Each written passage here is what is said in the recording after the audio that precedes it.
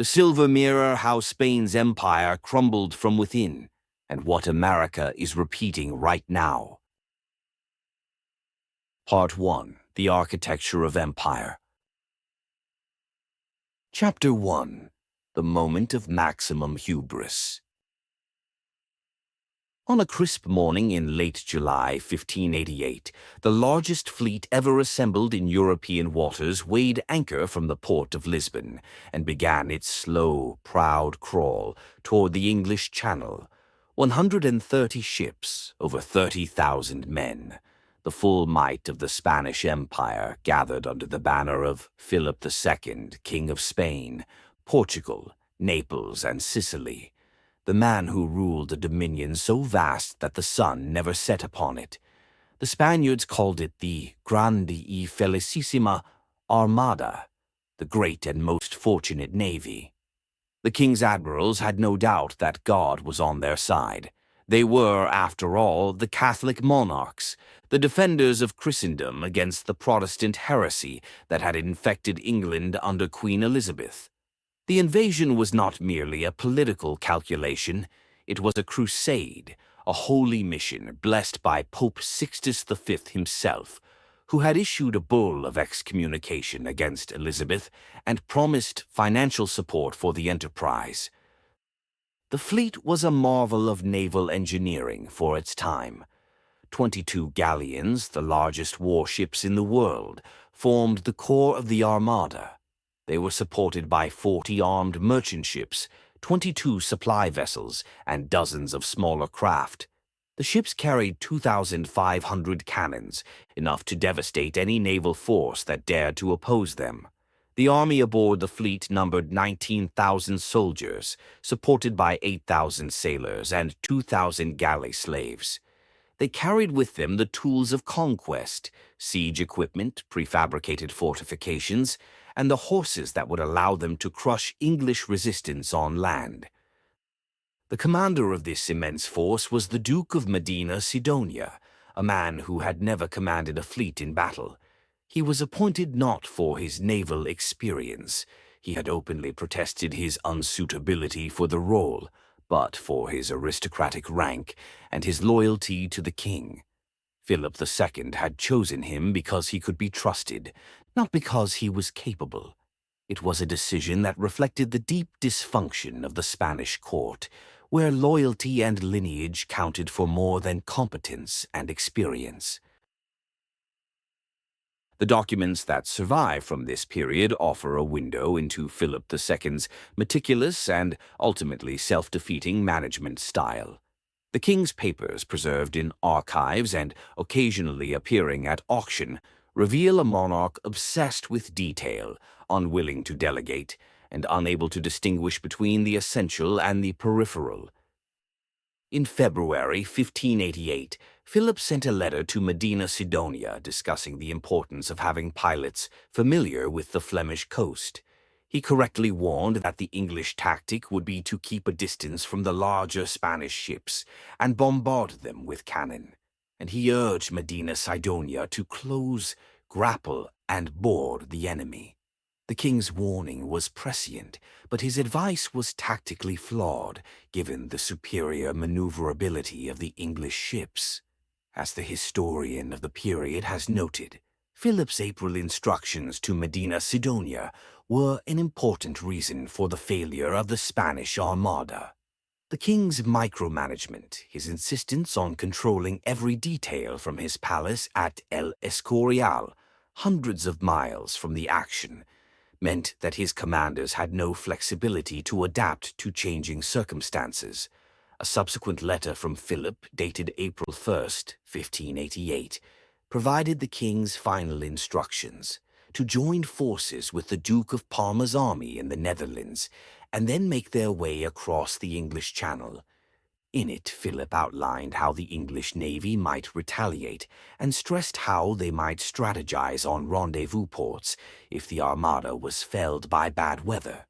A third letter featured a contingency plan or secret instructions for the Spanish navy should their first strategy fail. These documents illustrate why Philip II was famous for his unusual attention to detail. He always wanted to have a great deal of oversight of any major campaign, says the historian Gabriel Heaton, and made a point to weigh in on granular events that other monarchs would probably leave to their deputies. Yet, the papers also provide a crucial window into understanding why the Spanish Armada ultimately failed. While the Armada was delayed and battered by storms in the lead-up to the battle, Philip II also made a grave mistake in underestimating the English Navy's capabilities and the more robust gunnery on their ships that also led him to place an inexperienced man in charge.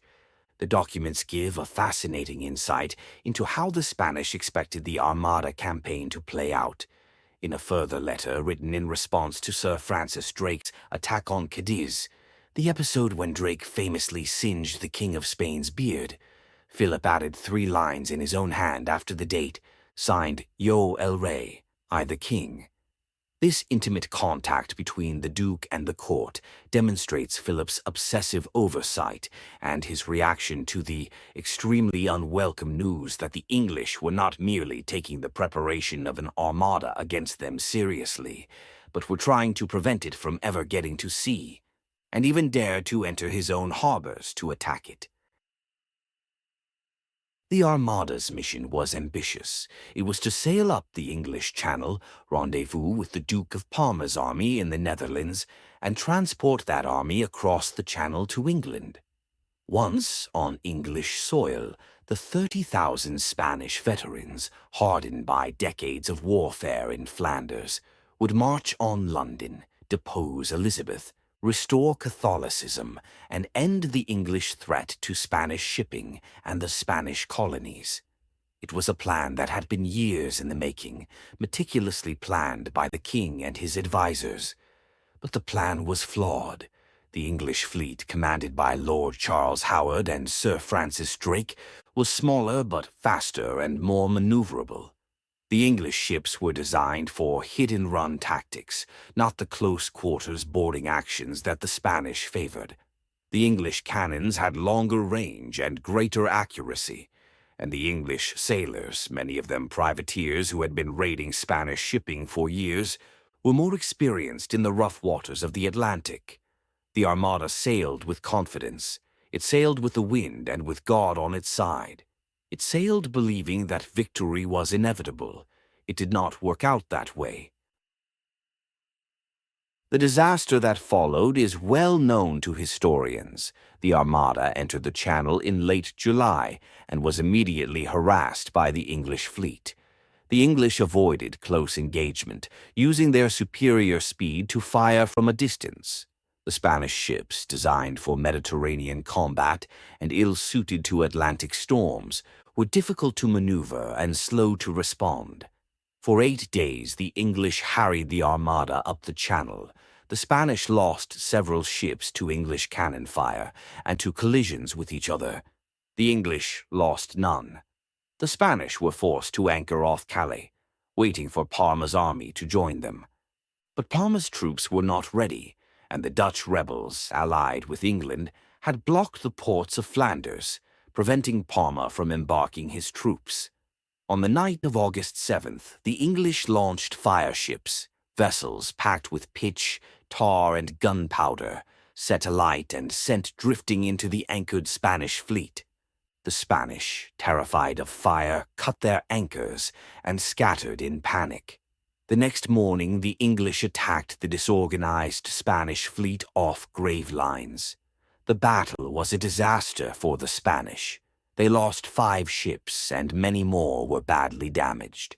The Spanish had fired roughly 1,000 cannonballs. The English had fired more than 10,000. The Spanish were running out of ammunition. The Armada retreated north, trying to escape back to Spain by sailing around Scotland and Ireland. But the Protestant wind, as the English called it, scattered the fleet. The Spanish ships, battered by storms, smashed against the rocky coasts of Scotland and Ireland. More than half the fleet was lost. Thousands of men drowned or were killed by English soldiers when they staggered ashore. The survivors who made it back to Spain were broken, starved, and diseased.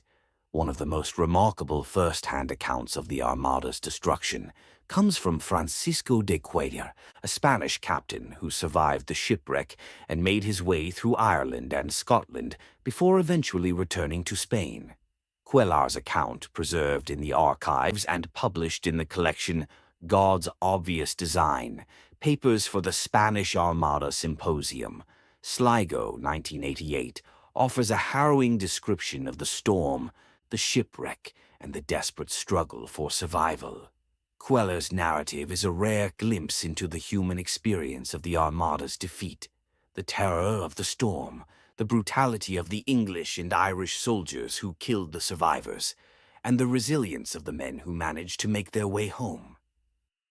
Of the 30,000 men who had sailed from Lisbon, perhaps 15,000 returned.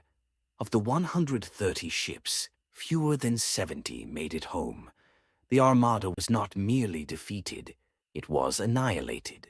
The news reached Philip II in September. The king, who had been waiting in his palace at El Escorial for news of victory, was stunned. He wrote to his ambassador in Rome, "I have received the news of the failure of the Armada. It has pleased God to dispose things as he sees fit. His will be done." But the king's calm words concealed a deep shock. He had invested the wealth of the empire in this enterprise. He had committed his reputation, his honor, and his divine mission, and he had failed. The Armada's defeat was not merely a military setback. It was, as the historian Geoffrey Parker has written, a moment that reduced Spain to a second-class sea power, laid her colonies and commerce open to greater depredations than ever, and practically assured the success of the Dutch struggle for independence. England's Protestant queen was not overthrown. The Netherlands, Spain's richest possession, continued its revolt, and the dream of a universal Catholic empire that Spain's rulers had nurtured for generations suffered a blow from which it would never fully recover. But the Armada's defeat was not the beginning of Spain's decline. That decline had already begun, decades earlier, in the silver mines of Bolivia and Mexico, in the counting houses of Seville, and in the palaces of Madrid.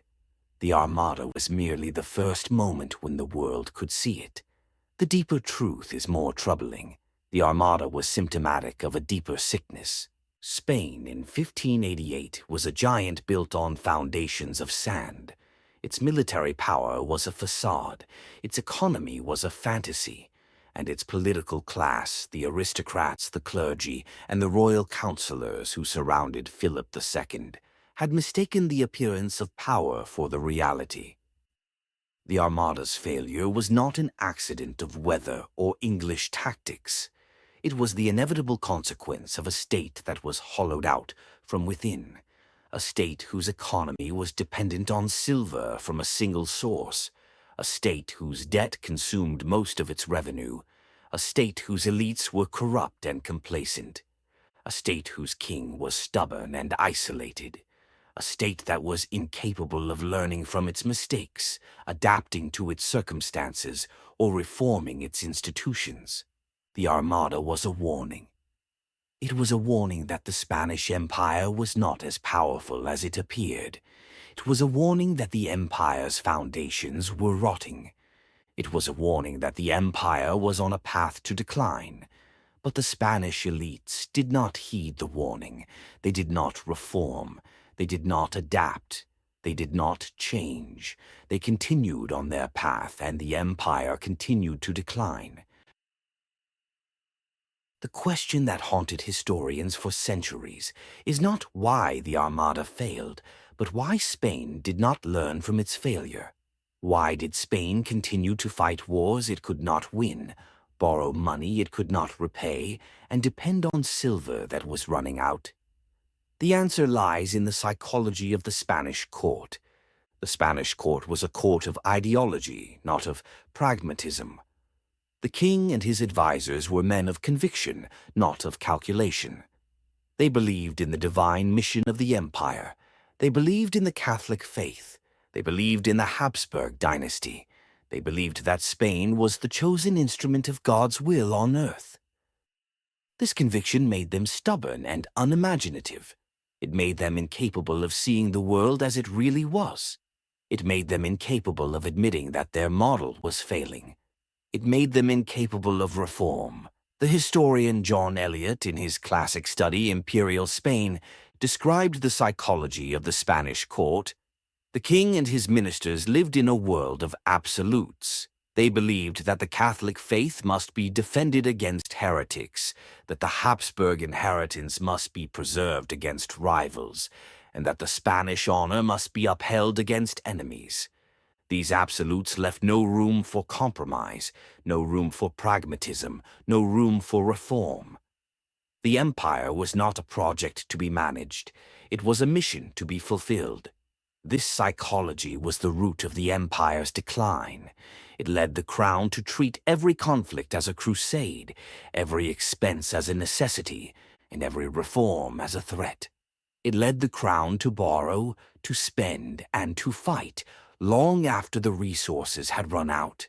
It led the crown to persist in a path that led to ruin.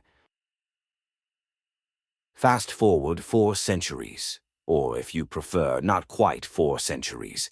Let us fast forward to 2026. For the past 40 days, the United States has been at war with Iran. 3 American carrier strike groups, supported by Israeli forces, have launched repeated airstrikes against Iranian nuclear facilities, military infrastructure, and, controversially, civilian energy sites. The objective, as stated by the White House, is to prevent Iran from obtaining nuclear weapons. The broader ambition, as understood by informed observers, is regime change, to overthrow the Islamic Republic and replace it with a government more amenable to American interests. The war began with a joint American-Israeli attack that, like Philip II's Armada, was planned with overwhelming confidence in the superiority of force. The United States possesses the most powerful military in human history. Its naval forces dominate the world's oceans. Its air forces control the world's skies. Its intelligence agencies know everything about its enemies. Its technology is unmatched. And yet, the war has not gone according to plan. Iran's nuclear program has been set back, perhaps significantly. But Iran has not collapsed. Its regime has not fallen. Its leadership remains defiant. Its population, despite the hardships of sanctions and bombing, has not risen against the regime.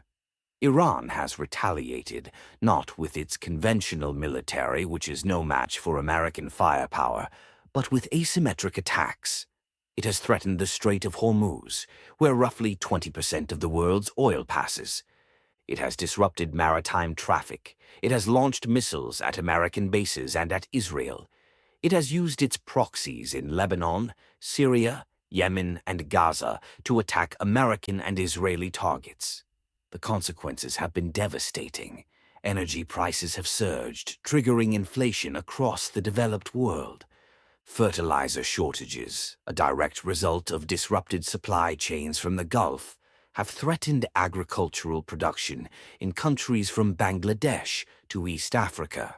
The UN World Food Programme has warned that tens of millions of additional people could be pushed into acute food insecurity. The global economy, already fragile, has been shaken. And yet, even as the war continues, a more profound debate is taking place. The question is no longer, can America win this war? It is a more fundamental question. Is America still the power it thinks it is?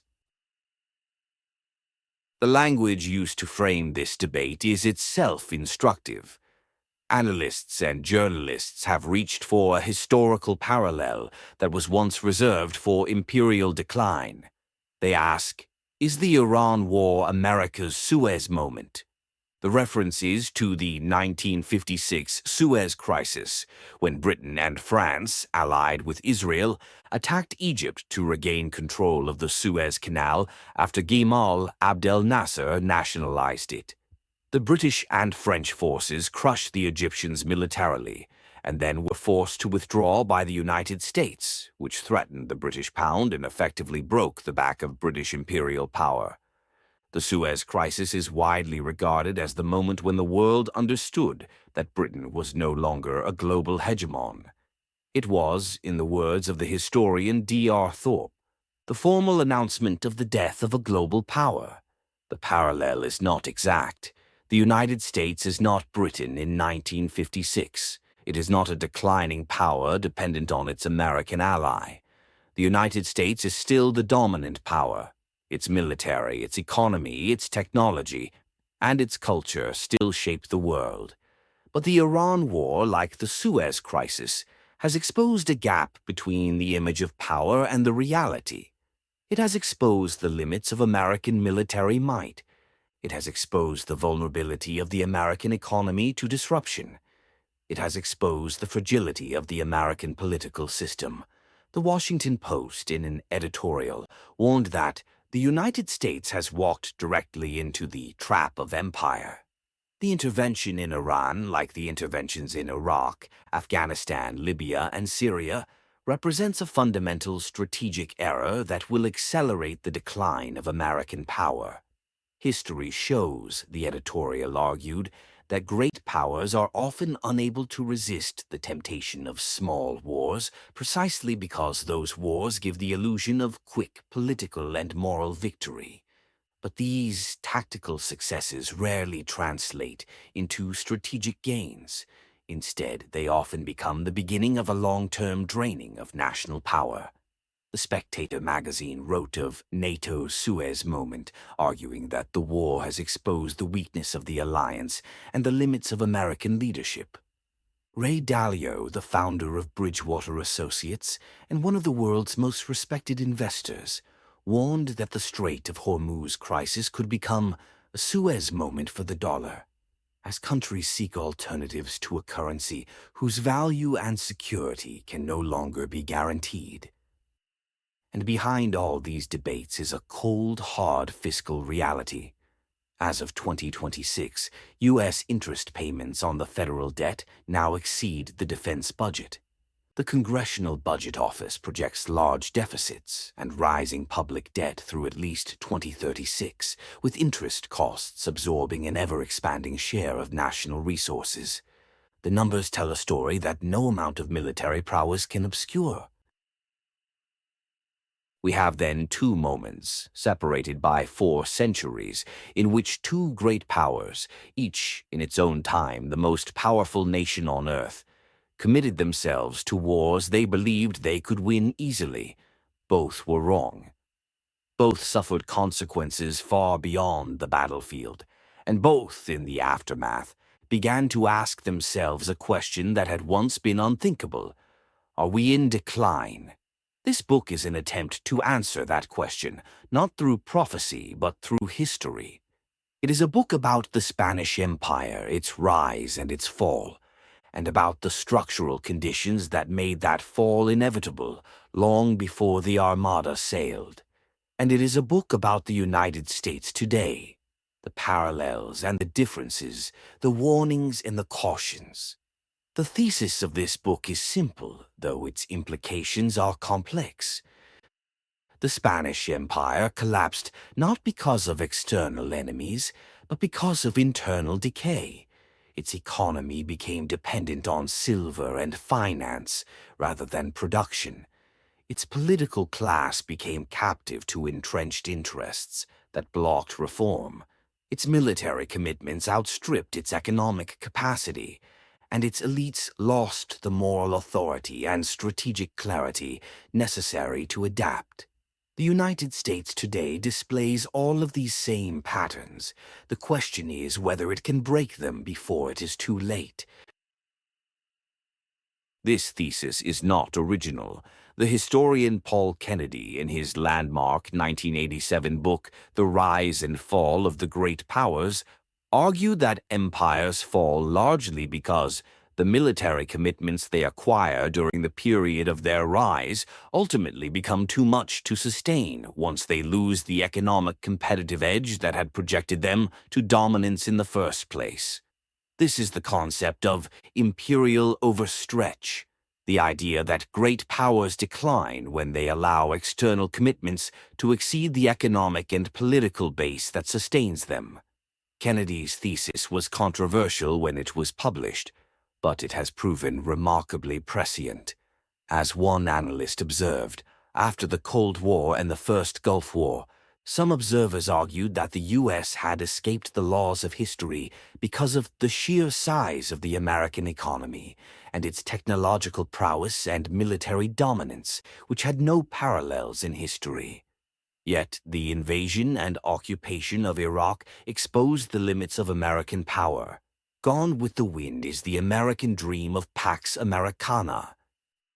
The historian Donald Kagan, a dean of neoconservatism and Kennedy's colleague at Yale, argued that not since the Roman Empire has any country had such extraordinary power as the United States after the Cold War. But that power is now being challenged. There has been a major structural shift in the distribution of global powers. None can maintain, let alone enhance, their post-Cold War dominance. The wars in Iraq and Afghanistan have shown the world the limits of U.S. military power and are exacting an increasingly fearsome toll of Washington's ability to wage war. Echoing what Kennedy argued some 20 years ago, overstretched is the word most aptly and frequently attached to the U.S. military. But Kennedy's argument, while powerful, is only part of the story. Overstretch is the symptom, not the disease. The disease is more fundamental.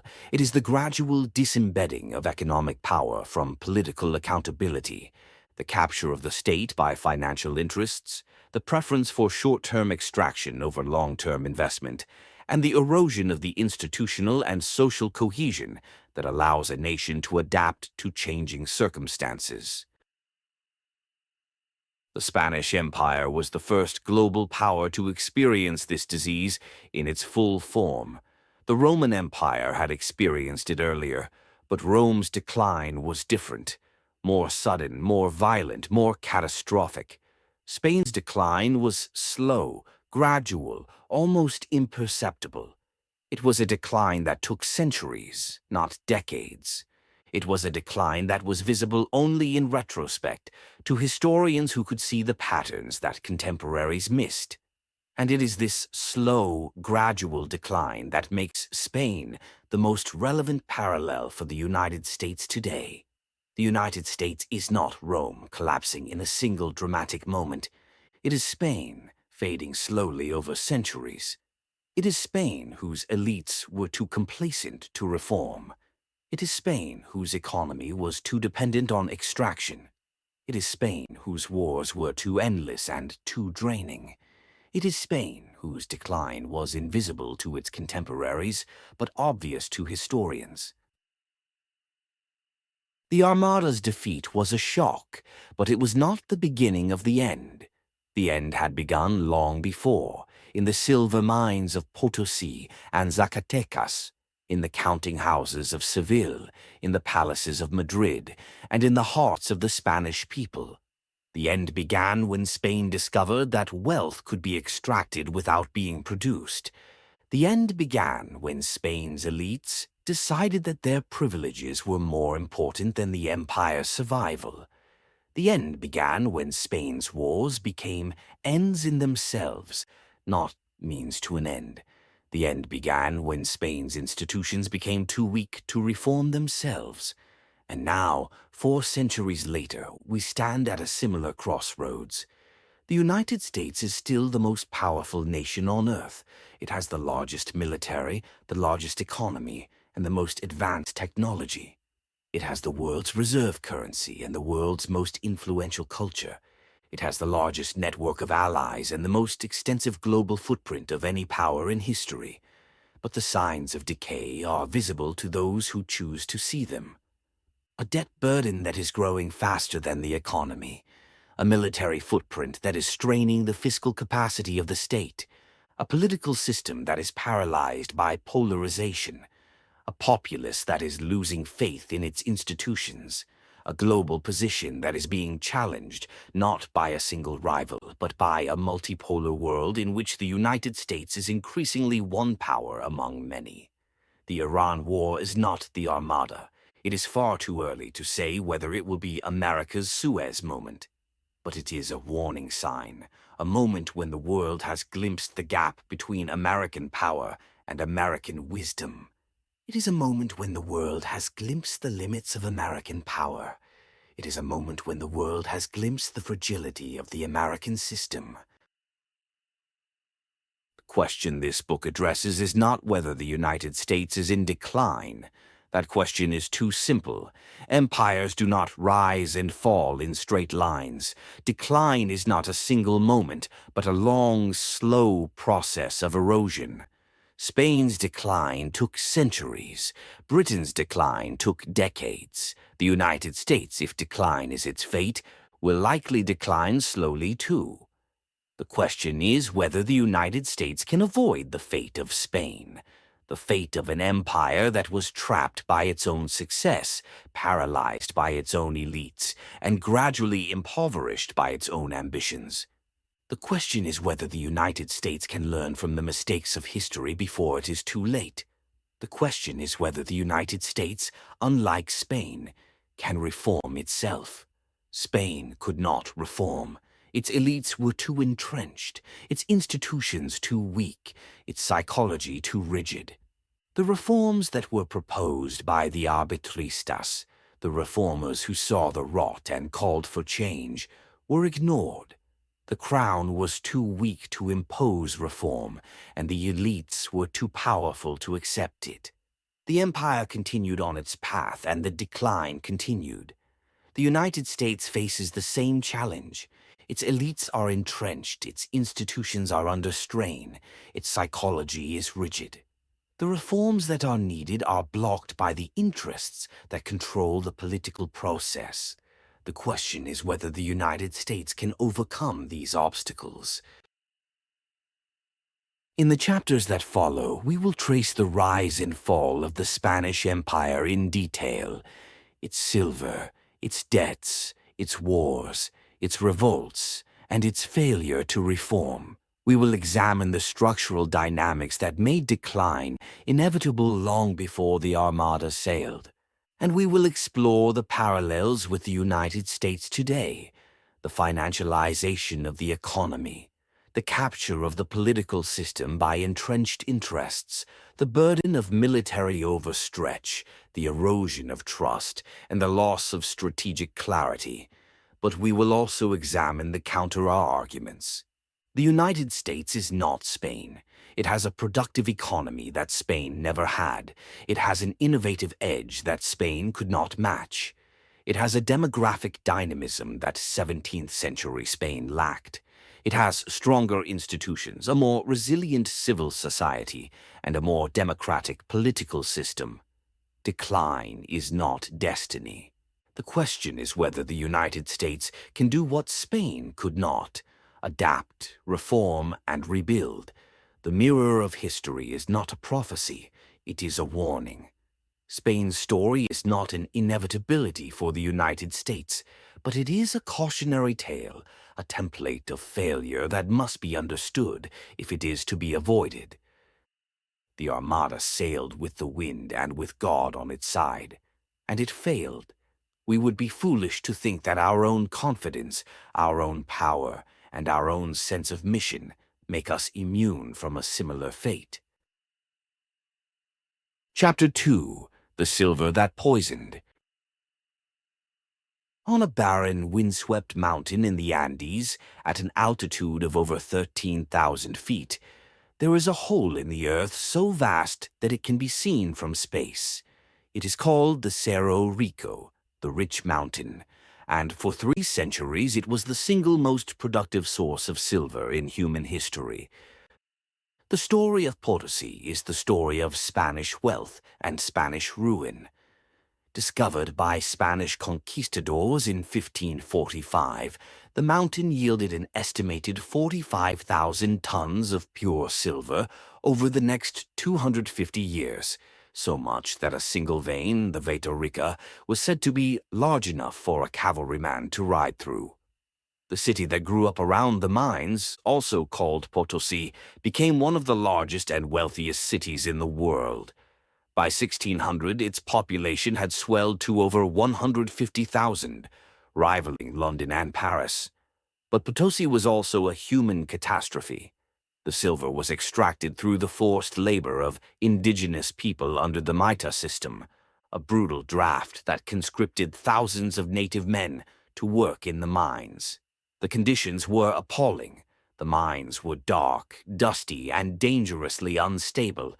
The air was thick with toxic mercury fumes from the refining process. The life expectancy of a mitayo, a conscripted miner, was measured in months, not years.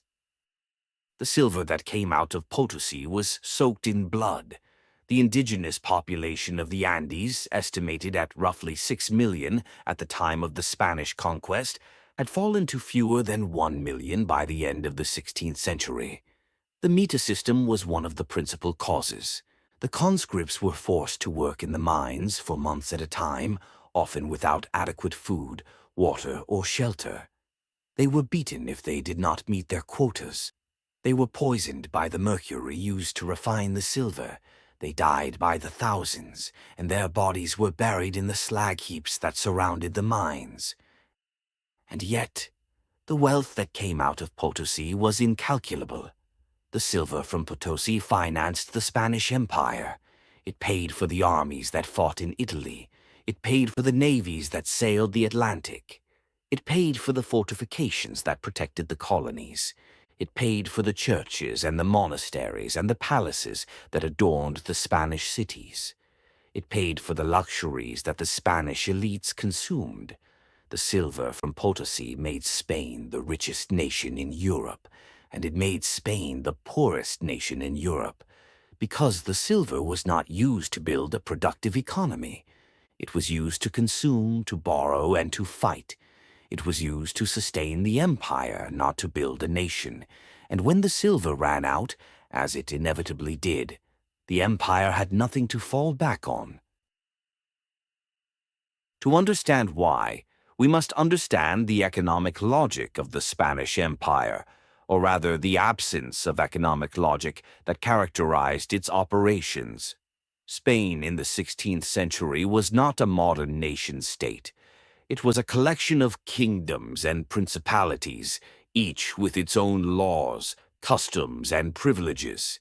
The crown was not a sovereign in the modern sense. It was a patrimonial monarch, the personal possession of the Habsburg dynasty, held together by dynastic marriage and inherited titles. Charles V, who ruled from 1516 to 1556, was King of Spain, Holy Roman Emperor, Archduke of Austria, Duke of Burgundy, and ruler of the Spanish possessions in the New World. He was, in his own words, the Lord of the world. But this vast dominion was not a unified economic space. Spain had no national market. Internal trade was hampered by customs barriers, tolls, and local monopolies. The crown's tax system was a patchwork of feudal dues, ecclesiastical tithe, and ad hoc levies that were difficult to collect and easy to evade. This is why the discovery of American silver was so transformative. The silver provided the crown with something it had never had before, a reliable, fungible source of revenue that could be spent anywhere, on armies in Italy, on navies in the Channel, on diplomacy in the Ottoman Empire. Silver was the oil of the 16th century. It lubricated the machinery of Spanish power.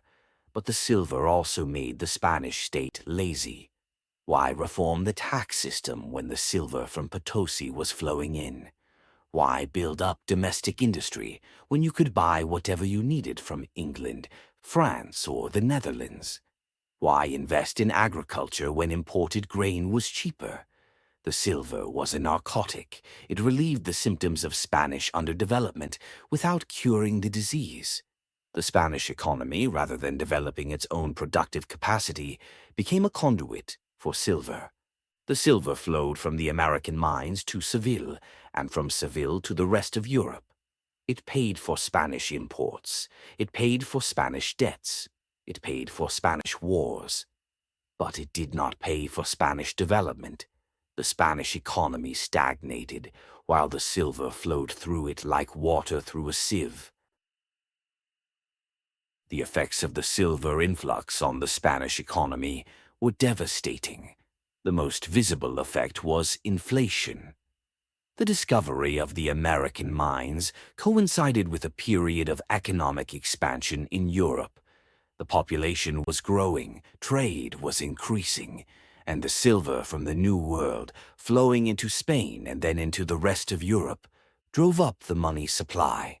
More money chasing the same amount of goods meant higher prices. The price revolution of the 16th century saw prices in Spain and elsewhere rise by a factor of 3 or 4. The effects on the poor were devastating. Their wages lagged far behind the cost of living. They could not afford bread. They could not afford shelter. They could not afford the basic necessities of life. The poor grew poorer while the rich grew richer. But inflation was only part of the problem. The more pernicious effect was the crowding out of domestic production. Spanish manufacturers could not compete with their European rivals. English wool, French wine, Dutch textiles, all were cheaper and better than their Spanish equivalents. Why would a Spanish merchant invest in a domestic textile industry when he could import superior cloth from Flanders and pay for it with silver from Potosi? The result was deindustrialization. Spanish manufacturing collapsed. Spanish agriculture was neglected. Spanish entrepreneurship, such as it was, took the path of least resistance, investment in land, in titles, in government bonds, all of which were safe, unproductive, and entirely dependent on the silver flows that made the state solvent. The economist Joseph Schumpeter later described this phenomenon as the creative destruction of capitalism. But in Spain, there was no creation, only destruction. The silver destroyed Spanish industry, Spanish agriculture, and Spanish entrepreneurship. It left Spain with nothing but the silver itself, and when the silver faltered, the economy faltered with it. The addiction to silver had another, even more insidious effect. It created a rentier class that had no interest in productive investment. In Spain, as in any pre-industrial society, the aristocracy and the clergy controlled most of the land and most of the wealth. But the silver economy created a new kind of rentier, the financial intermediaries who lent money to the crown, the ascentistas and juros holders who lived off the interest payments on state debt. These financial elites were not entrepreneurs in the modern sense. They did not build factories, develop new technologies, or improve agricultural productivity. They extracted wealth from the state's silver revenues and from the crown's borrowing. Their fortunes were tied to the continuation of the empire, not to its reform. And they had every incentive to resist any change that might threaten their privileged position.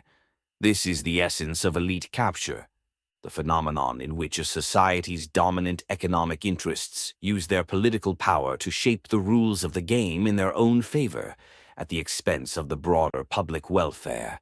In 16th century Spain, the financial elites captured the crown. They lent money at exorbitant rates, renegotiated the terms of their loans at every opportunity, and used their connections to block any reform that might threaten their grip on power. The crown, for its part, was trapped. It needed the loans to finance its endless wars. It could not afford to alienate the bankers. And so it accepted the terms, ever more onerous, ever more expensive, that left it perpetually indebted and perpetually dependent. The historian J. H. Eliot described the relationship as a symbiosis of weakness. The crown was weak because it could not raise taxes. The bankers were weak because they depended on the crown for repayment. Each needed the other, and each exploited the other. The result was a system that was stable in the short term, but unsustainable in the long term. Chapter 3. The Rentier State. In the year 1600, the Spanish Empire was at the height of its territorial extent. From the Philippines to the Caribbean, from the Andes to the Netherlands, the Spanish crown ruled over a dominion that stretched across the globe. Its armies were the most feared in Europe. Its navies were the most powerful in the world. Its silver was the currency of international trade. And yet, despite all this, Spain in 1600 was a hollow state. Its income depended on a single source, the silver from the American mines, that was increasingly unreliable. Its expenditures were consumed by debt service and endless war. Its domestic economy was stagnant, its industry was atrophied, and its population was declining. The empire was a vast, glittering facade, impressive from a distance but empty within. How did this happen? How did a state that had conquered half the world become so dependent, so vulnerable, and so incapable of reform? The answer lies in the structure of the Spanish state, specifically in the system of rent-seeking that had captured its political and economic institutions. Spain was not a state that governed its economy. It was an economy that governed the state. And the elites who controlled that economy had no interest in changing it. The concept of rent-seeking is central to understanding the Spanish decline. In economics, a rent is his income derived from control over an asset, land, a monopoly, a privileged position, rather than from productive activity. Rent seekers are those who use their political power to extract wealth from the economy without creating new value. They are not entrepreneurs, they are predators. In 16th century Spain, the rent seekers were everywhere. The aristocracy, the clergy, and the royal councillors all had their hands in the till. They extracted wealth from the crown through privileges, exemptions, and monopolies. They acquired land and titles, which generated rents from peasant labor. They lent money to the crown at exorbitant rates, which generated income without any productive investment. The silver from the Americas amplified this rent-seeking dynamic. The crown's silver revenues were a source of patronage, which meant that the elite competed for access to them. They sought positions in the royal administration, contracts for the supply of the army and navy, and licenses for trade with the colonies. Each of these was a source of rent, and each required political connections. The result was a state that was captured by the rent-seekers. The crown needed the elites to govern and to finance its wars. The elites needed the crown to grant them privileges and protections. The relationship was symbiotic and corrupting. The crown could not reform the system because the system was the source of its power. The elites could not reform the system because the system was the source of their wealth. This pattern of elite capture has been analyzed by modern scholars in terms that resonate powerfully with the Spanish case. The political scientist Olufemi Taiwo defines elite capture as the control over political agendas and resources by a group's most advantaged people. The mechanism is straightforward. Elites have different interests than working class or poor people, and they have the time and resources to dominate social and political movements. Over time, elite control leads to a shift in the group's agenda toward elite concerns. In Spain, the mechanism was even more direct. The elites did not merely influence the crown, they were the crown's essential partners. As one economic historian has noted, the pressures of war enabled by American silver prompted the Spanish state to encourage the activities of the Inquisition and ultimately engage in later rounds of expulsions of converted Jews and Muslims, while there is evidence of state capture and institutional deterioration. The Crown's access to American silver made it possible to avoid the difficult task of building a modern fiscal system.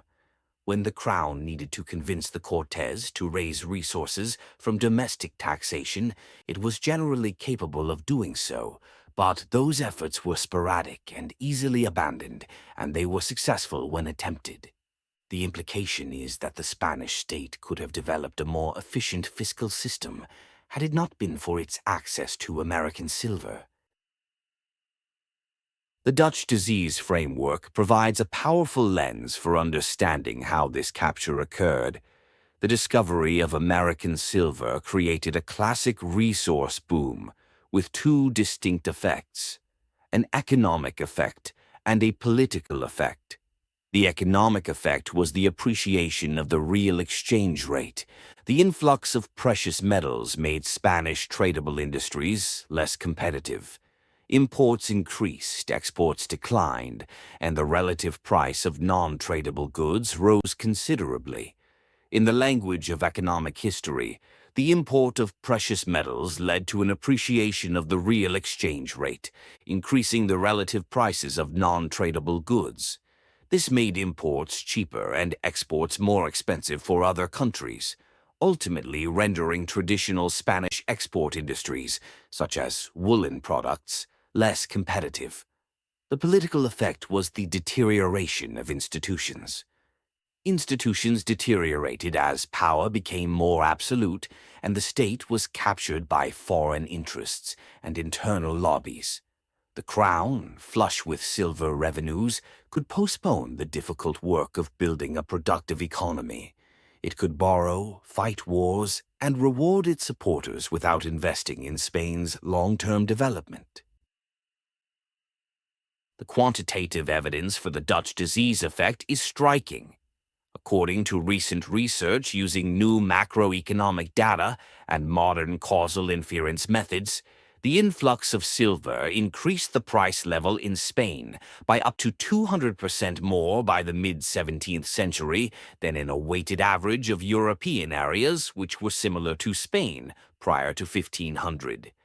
GDP per capita initially boomed. By 1600, income per head was around 30% higher in Spain than in its synthetic counterfactual built from 4 other states.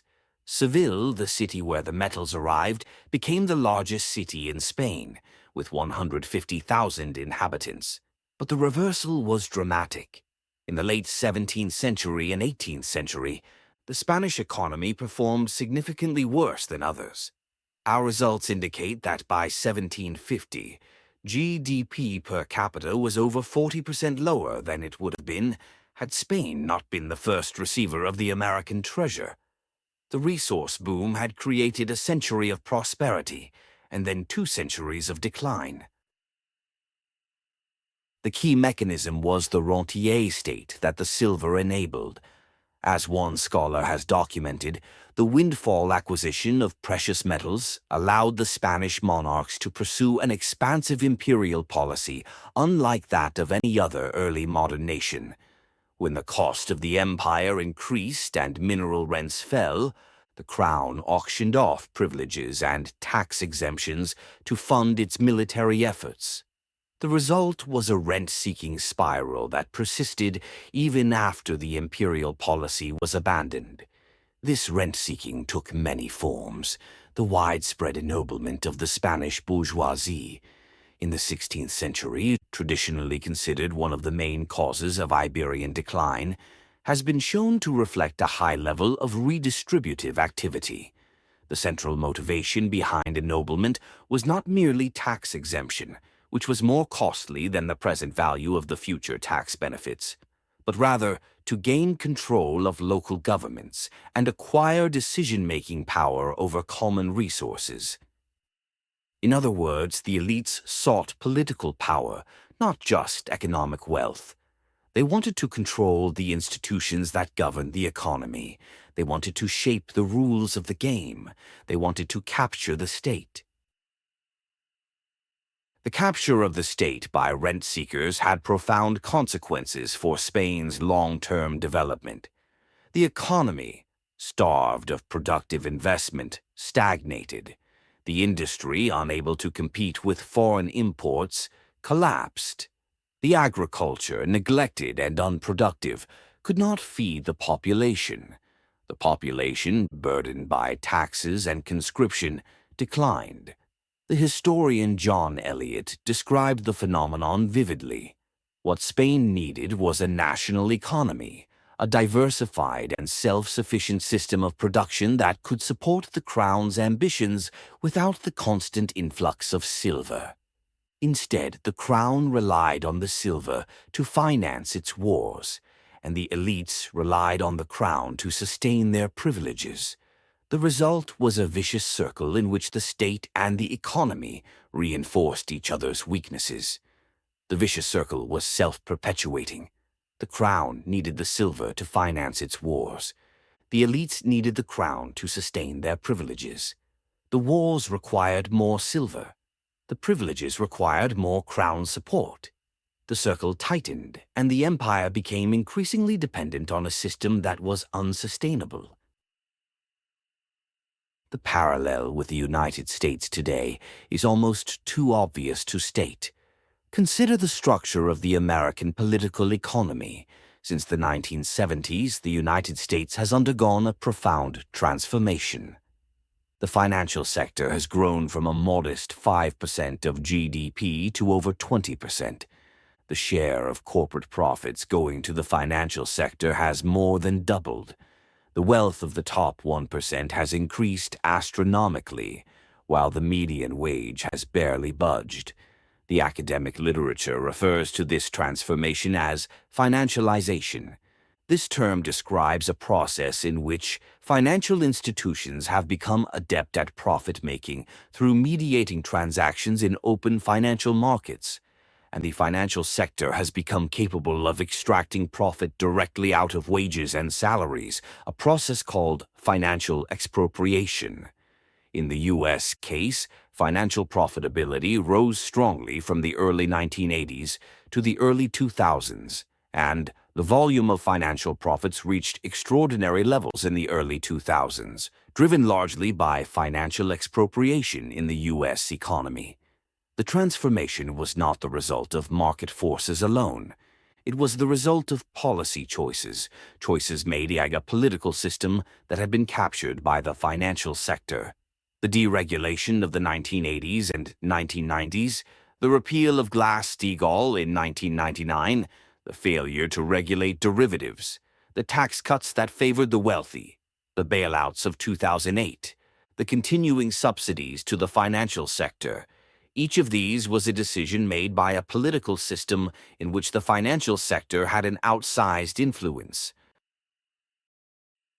The mechanism of capture in the United States is more sophisticated than Spain's, but the result is the same.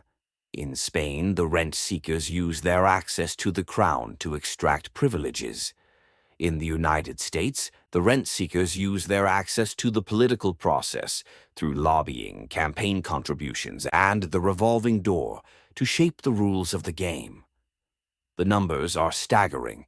In 2024, the financial sector spent over $5 billion on lobbying and campaign contributions. The revolving door between Wall Street and Washington ensures that those who regulate the financial sector are often those who have profited from it and will profit from it again. The regulatory agencies themselves are staffed by people who have spent their careers in the financial sector and who share its worldview. This is not a conspiracy. It is a system. The financial sector has an interest in preserving the status quo, and it has the resources to do so. The political system, which depends on the financial sector for campaign funding and for the expertise that shapes policy, is responsive to its interests. The result is a political system that is incapable of addressing the deep structural problems that financialization has created.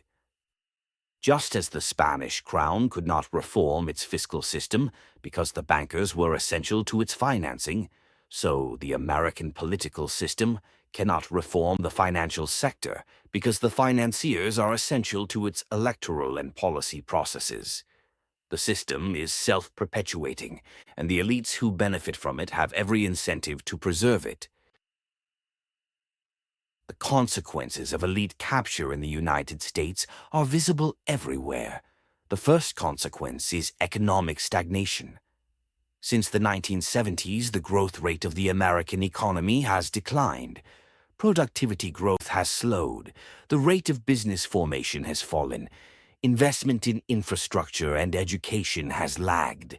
The financial sector, which should be a source of capital for productive investment, has instead become a source of extraction, siphoning off wealth from the real economy. The second consequence is inequality. The gap between the top 1% and the rest of the population has grown to levels not seen since the Gilded Age. The middle class has been squeezed, its wages stagnant, its jobs insecure, its future uncertain. The wealth that should be shared across society has been concentrated in a few hands. The third consequence is political paralysis. The political system captured by the rent-seekers is incapable of addressing the problems that inequality creates. Tax reform, infrastructure investment, education funding, healthcare reform. Each of these is blocked by the financial sector's opposition. The result is a political system that cannot solve problems, cannot reform itself, and cannot respond to the needs of the population. The fourth consequence is social erosion. As the economy stagnates and inequality grows, the social fabric frays. Trust in institutions declines. Political polarization intensifies. The sense of a shared national purpose, once the glue that held the American project together, dissolves. The Spanish Empire experienced this same erosion, and it was a prelude to its decline. But perhaps the most important parallel is the unreformability of the rentier state. Spain's elites, as we have seen, blocked every attempt at reform. The arbitristas, the reformers who proposed changes to the tax system, the agricultural system, and the industrial system, were ignored or silenced. The crown, which needed the elites to finance its wars, could not impose reform on them. The result was a state that could not adapt, could not modernize, and could not survive. The United States today faces a similar resistance to reform. The financial sector, like the Spanish rentiers, has every incentive to resist any change that might threaten its privileged position. The political system, captured, survive. The United States today faces a similar resistance to reform. The financial sector, like the Spanish rentiers, has every incentive to resist any change that might threaten its privileged position. The political system, captured by the financial sector, is incapable of imposing reform. The result is a state that is increasingly incapable of addressing the problems it faces. The economist Robert Brenner, in his study of the American economy, describes the phenomenon. The United States has become a system in which the financial sector extracts wealth from the productive economy without contributing to it. This system is unsustainable in the long term, but it is also self-perpetuating. The financial sector uses its political power to protect its privileges, and the political system dependent on the financial sector is unable to reform it. This is the story of Spain. This is the story of the United States, and the lesson is clear. A rentier state is a trap.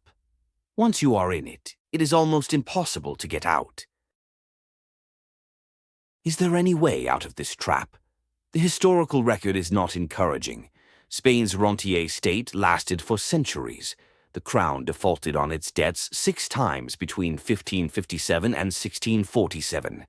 Each default was followed by a restructuring, a partial write-down, and a resumption of borrowing. The system was never stable. It was perpetually on the edge of collapse.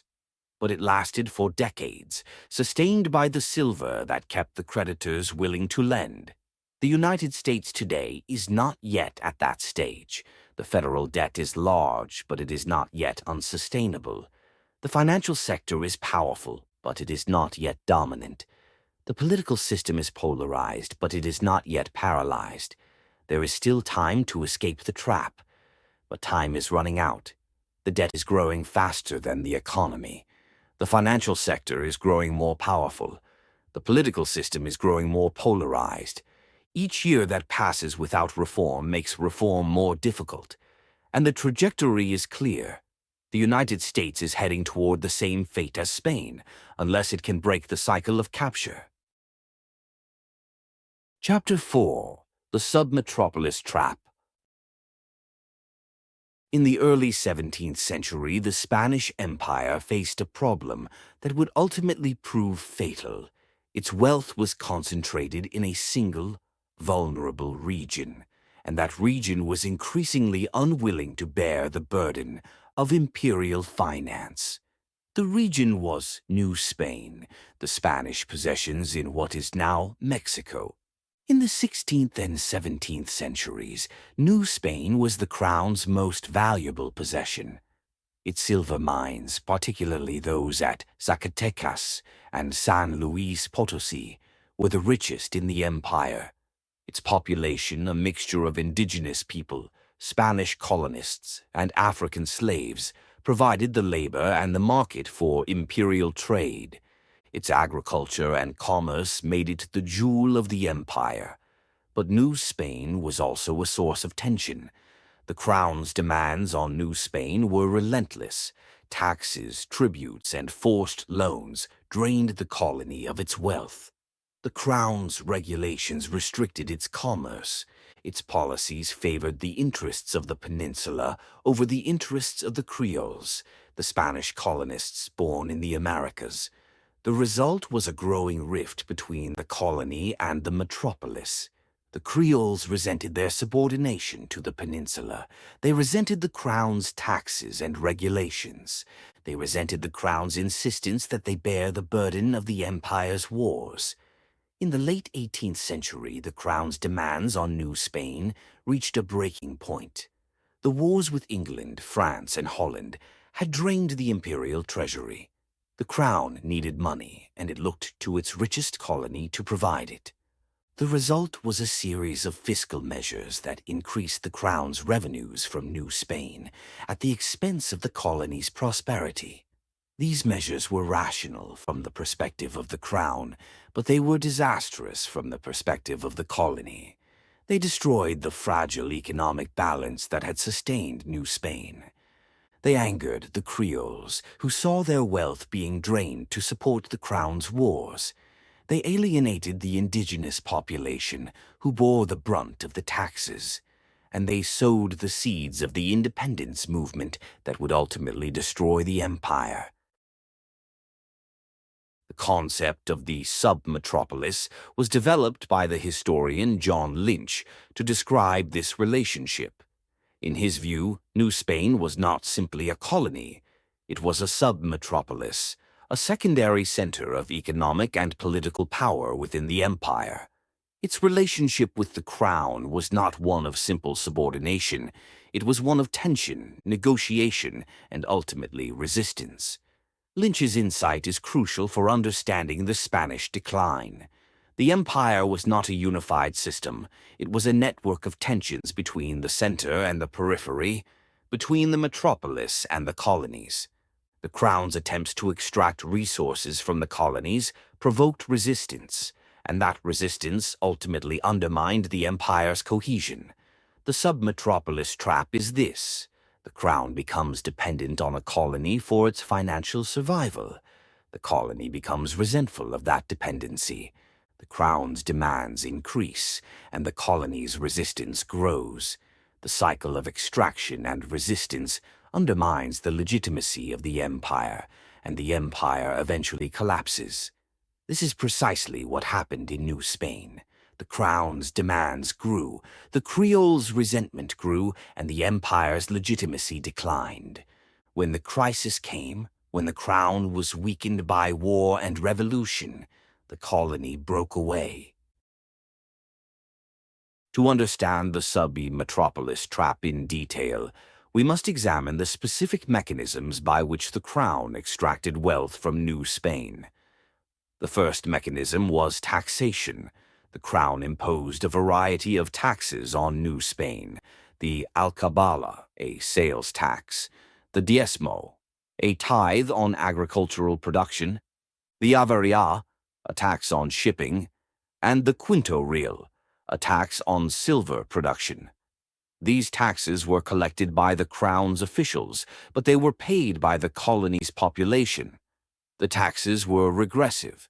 They fell more heavily on the poor than on the rich, and they were resented. The second mechanism was forced loans. The crown forced the colonial elite to lend money to the crown at below-market rates. These loans were not voluntary. They were a form of forced extraction. The crown promised to repay them, but it often defaulted or postponed repayment. The colonial elite, which had lent the money, was left with nothing but resentment. The third mechanism was monopolies. The crown granted monopolies on trade with New Spain to the merchants of Seville. The monopolies restricted the colony's trade, raised prices, and enriched the merchants at the colony's expense. The colonies were forced to buy goods from the crown's designated merchants, and they were forced to sell their goods through the crown's designated ports. The monopolies were a source of revenue for the crown, but they were also a source of resentment for the colony. The fourth mechanism was trade restrictions. The crown restricted the colony's trade with other European powers. The colonies were forbidden to trade with England, France, or the Netherlands. They were forced to trade only with Spain. The restrictions limited the colony's economic development and enriched the Spanish merchants at the colony's expense. These mechanisms were not accidental, they were structural.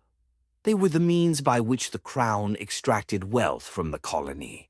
But they were also the means by which the colony was impoverished, the Creoles were alienated, and the empire was undermined.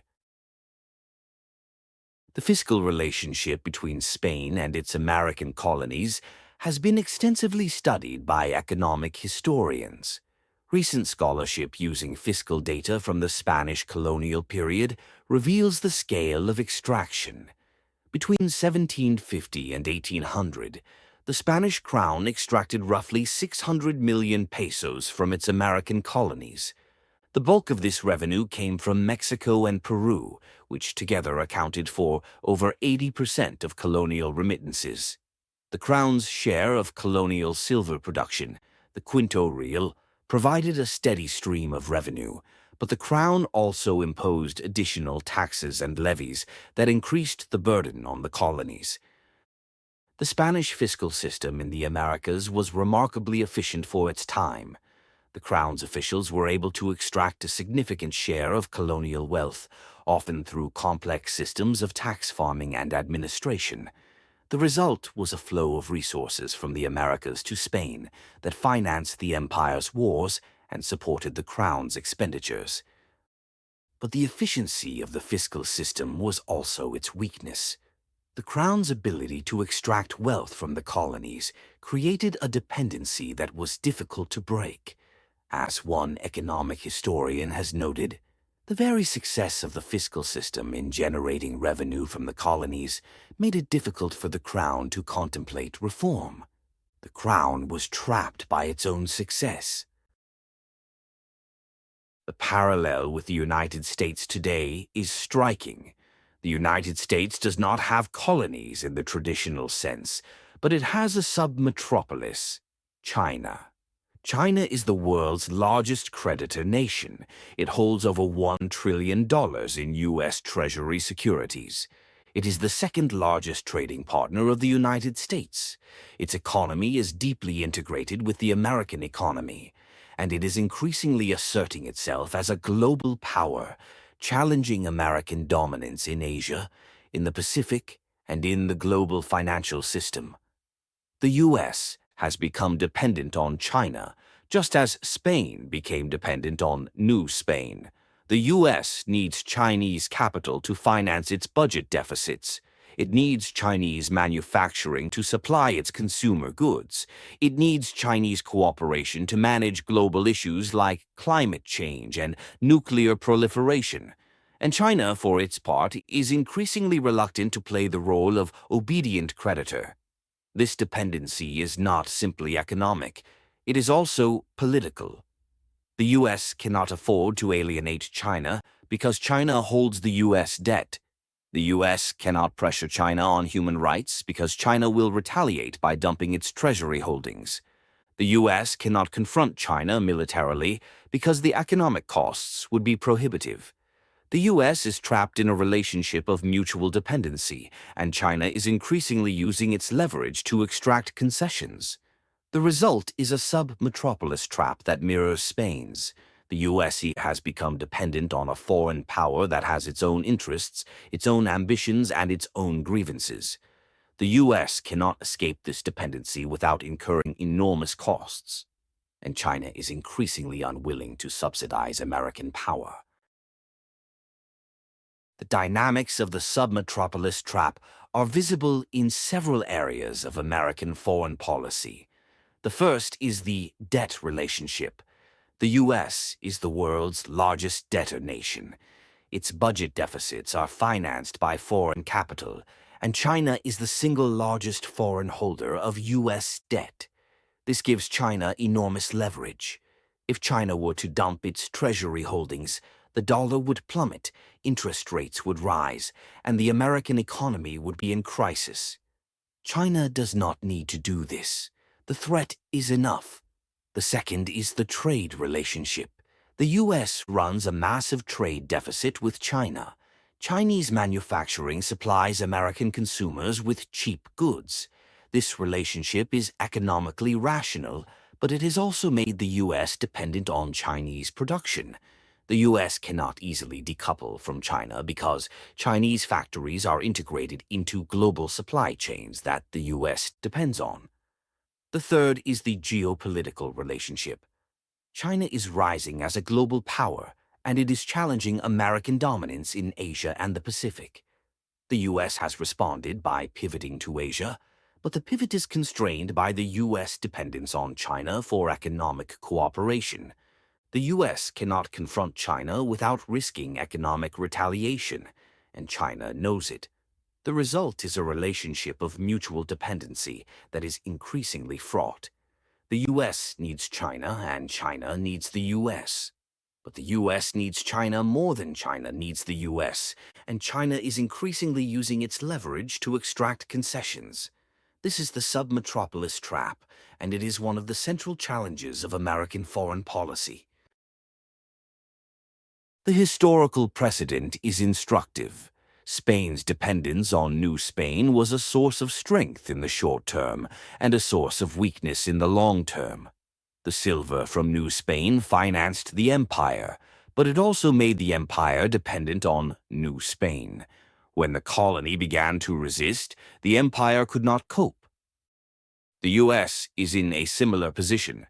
The dependence on Chinese capital and Chinese manufacturing is a source of strength in the short term, but it is a source of vulnerability in the long term.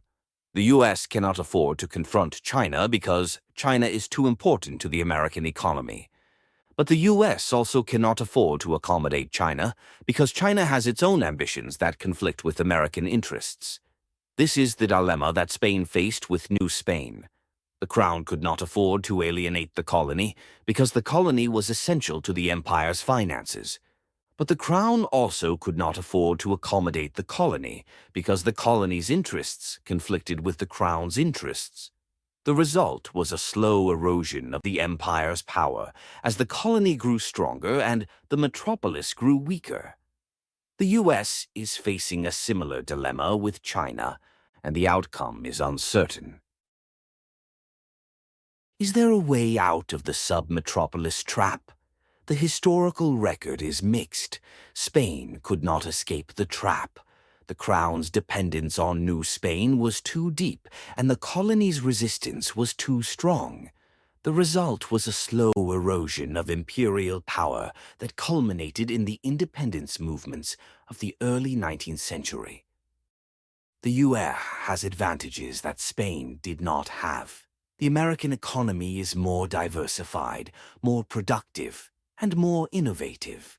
The American political system is more open and more democratic. The American military is more powerful and more capable. These advantages give the U.S. options that Spain did not have. But the U.S. also faces challenges that Spain did not face. The global system is more complex, more interdependent, and more volatile. The U.S. cannot simply dictate terms to China as Spain could to New Spain.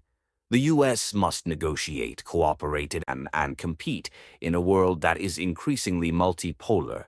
The way out of the trap is not to break the relationship with China. That is impossible and undesirable. The way out is to diversify. The U.S. must reduce its dependence on China by strengthening its own productive capacity, by building economic relationships with other countries, and by investing in its own infrastructure, education, and technology. The U.S. must also strengthen its alliances and partnerships so that it is not alone in facing a rising China. This is not a simple task, and it will not be accomplished quickly, but it is the only way to escape the submetropolis trap. The U.S. must learn to stand on its own feet, as Spain could not, and it must learn to do so in a world that is increasingly competitive and increasingly uncertain. The sub-metropolis trap is not just an economic or strategic problem, it is also a psychological problem. The trap creates a sense of dependency that is corrosive to national power. In Spain, the dependency on New Spain created a sense of entitlement among the elites. They came to believe that the colony was a source of wealth that would never run dry. They became complacent, lazy, and indifferent to the need for reform. The crown, for its part, became overconfident, believing that the colony would always provide the resources it needed. The U.S. today exhibits a similar complacency. The American elites believe that China will always be a cooperative creditor, a reliable manufacturer, and a responsible power.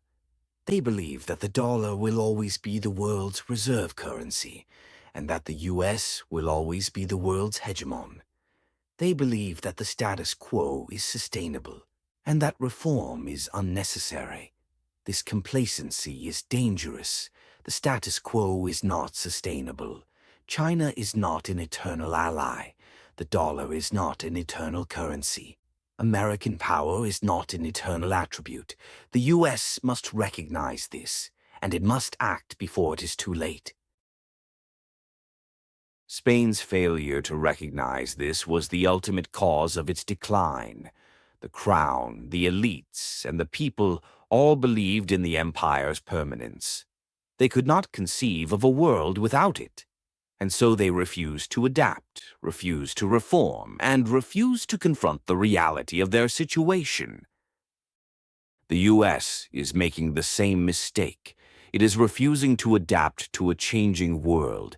It is refusing to reform its economic system. It is refusing to confront its dependencies. And it is refusing to imagine a future in which it is not the hegemon.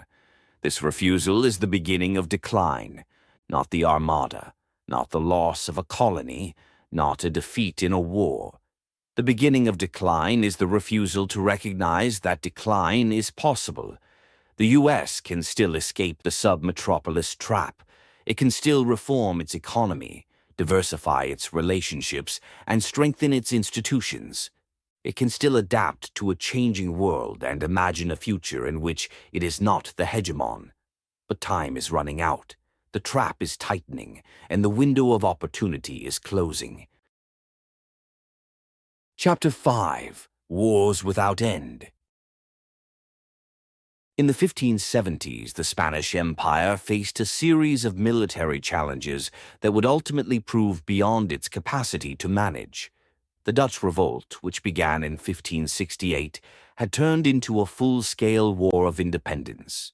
The Ottoman Empire, at the height of its power, was threatening the Spanish possessions in the Mediterranean. The English, under the Protestant Queen Elizabeth, were challenging Spanish naval supremacy, and the French, under the Catholic King Henry IV, were resisting Spanish influence in Italy. These were not isolated conflicts, they were interconnected. The Dutch Revolt was funded by the English. The Ottoman threat required Spanish naval resources that were diverted from the Netherlands. The French resistance to Spanish influence in Italy encouraged the Dutch to continue their fight. Each conflict bled into the others, creating a web of commitments that the crown could not escape. The cost of these commitments was staggering. The Spanish army in the Netherlands, the most sophisticated military force in Europe, required enormous expenditure. The Spanish navy, the most powerful in the world, required constant maintenance and replacement. The Spanish fortifications in Italy, the Mediterranean, and the Americas required ongoing investment.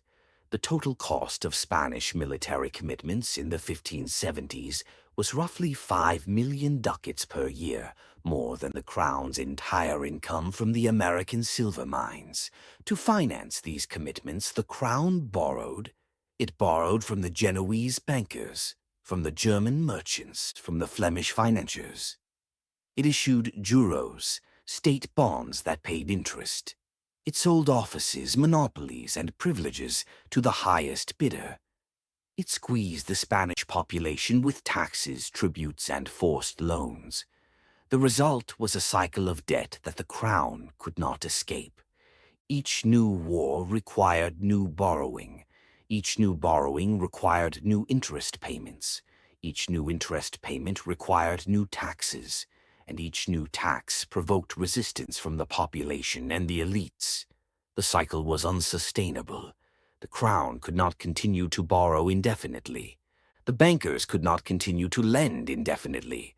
The population could not continue to pay indefinitely. Something had to give. The Dutch revolt was the most draining of all the Spanish wars. It began in 1568 when the Dutch provinces rebelled against Spanish rule. The rebellion was motivated by a combination of religious, economic, and political grievances. The Dutch were Protestant and they resented the Catholic Spanish crown's persecution of their religion. The Dutch were merchants and they resented the Spanish crown's restrictions on their trade. The Dutch were proud of their independence, and they resented the Spanish crown's attempts to impose its will. The revolt was not a quick war. It dragged on for 80 years, the 80 Years' War as it came to be known. The Spanish army, the most powerful in Europe, was tied down in the Netherlands for decades. The war consumed resources that could have been used elsewhere. The war drained the treasury. The war demoralized the population. The war was a disaster for Spain. The Dutch revolt was also a war that Spain could not win. The Dutch were determined, resourceful, and well-funded.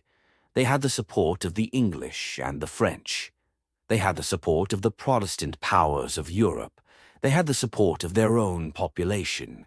The Spanish army could defeat the Dutch in battle, but it could not defeat the Dutch insurgency. The war dragged on, and the Spanish crown was forced to accept a truce in 1609, a truce that was essentially a defeat.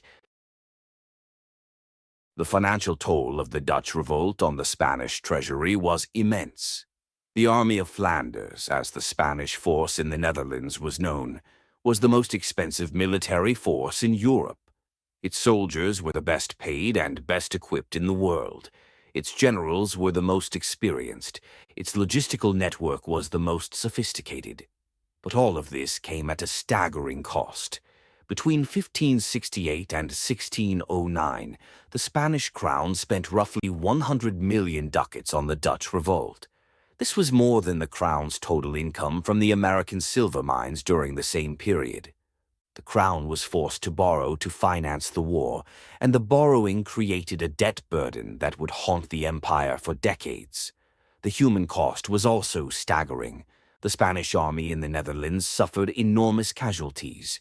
The soldiers who survived were often unpaid, mutinous, and demoralized. The mutinies of the Spanish army in the Netherlands were legendary. In 1576, the mutiny that sacked Antwerp, the Spanish Fury, destroyed the city's economy and turned public opinion against Spain. In 1597, another mutiny paralyzed the Spanish war effort. The mutinies were a symptom of the crown's inability to pay its soldiers, and they were a sign of the empire's decline. The Spanish crown's military overstretch is a textbook case of what the historian Paul Kennedy called imperial overstretch. The empire had acquired commitments that it could not afford, and it could not extricate itself from those commitments without incurring enormous costs. But the overstretch was not simply a matter of resources, it was also a matter of mentality. The crown could not conceive of a world in which it did not fight these wars. The wars were not optional, they were essential to the empire's identity. The empire was a Catholic empire, and it fought to defend the Catholic faith. The empire was a Habsburg empire, and it fought to defend the Habsburg inheritance. The empire was a Spanish empire, and it fought to defend the Spanish honor. The result was a mindset that made peace impossible. The crown could not withdraw from the Netherlands without losing face. It could not abandon the struggle against the Ottomans without losing prestige. It could not concede to the English without losing power. Each conflict was seen as a test of the empire's strength, and each conflict had to be fought to the bitter end. This is the tragedy of imperial overstretch. The commitments that an empire acquires during the period of its rise become impossible to shed during the period of its decline. The empire is trapped by its own history, its own identity, and its own pride. The parallel with the United States today is stark. Since the end of the Cold War, the United States has fought a series of wars in Iraq, Afghanistan, Libya, Syria, Somalia, Yemen, and now Iran. These wars have been fought in the name of American interests, American values, and American power. They have consumed trillions of dollars, thousands of American lives, and the attention of the American political system. Like Spain's wars, these wars are interconnected. The war in Iraq destabilized the region, creating the conditions for the rise of ISIS and the war in Syria. The war in Afghanistan drained resources that could have been used in Iraq.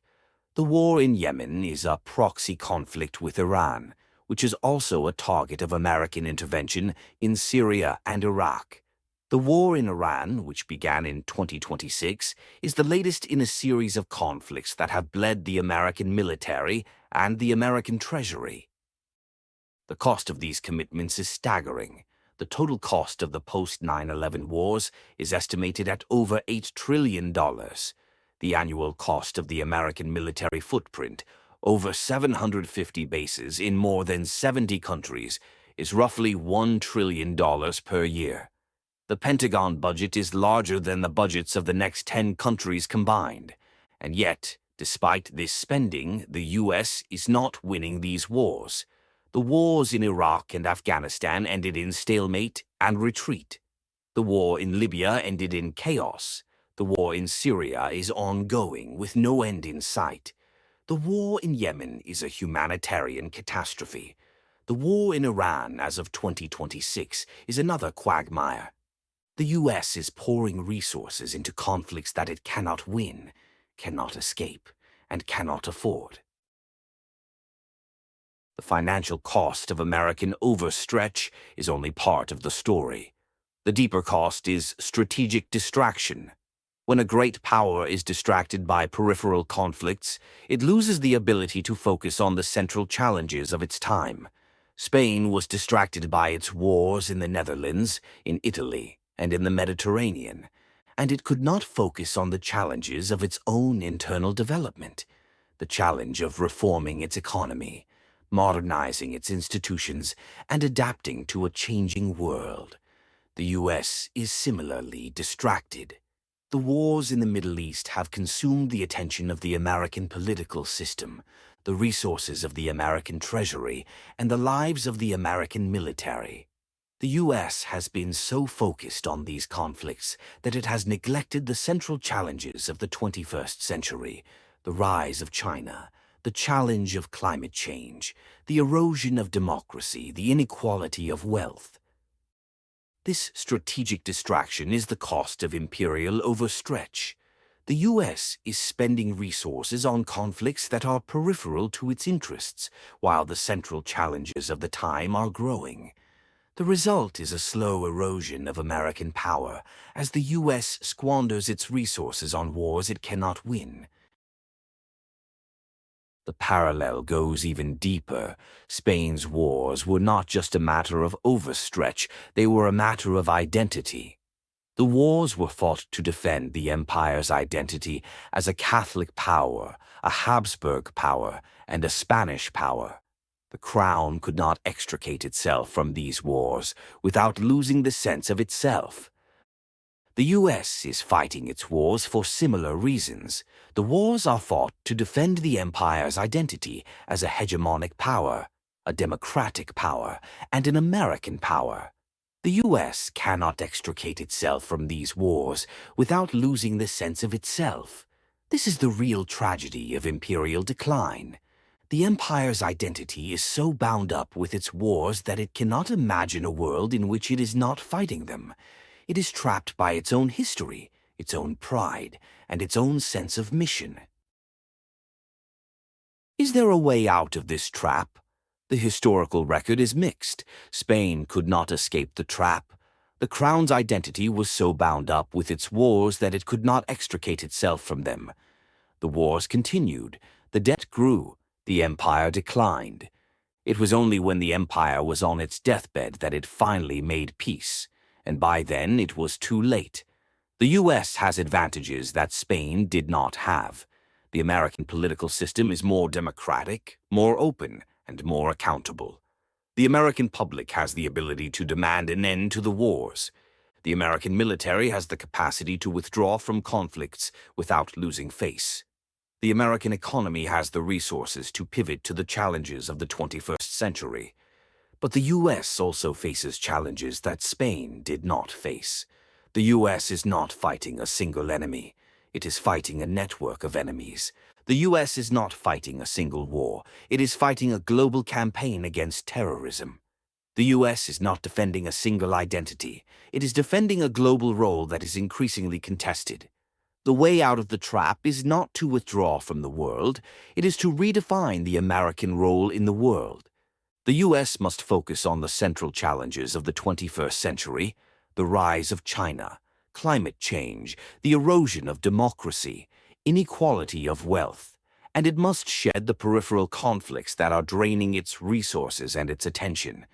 This is not a simple task and it will not be accomplished quickly, but it is the only way to escape the trap of overstretch. The U.S. must learn to distinguish between the essential and the peripheral, between the important and the urgent, between the interests that matter and the interests that do not. Spain could not make this distinction. It treated all its conflicts as essential, all its enemies as existential, all its wars as crusades. The result was a slow erosion of its power, as it squandered its resources on wars it could not win. The U.S. is making the same mistake. It is treating all its conflicts as essential, all its enemies as existential, all its wars as crusades. The result is a slow erosion of its power as it squanders its resources on wars it cannot win. The question is whether the U.S. can learn from Spain's mistakes before it is too late. The question is whether the U.S. can shed the wars that are draining its strength and focus on the challenges that matter. The question is whether the U.S. can do what Spain could not: adapt, reform, and survive. Chapter 6: The Fiscal Abyss.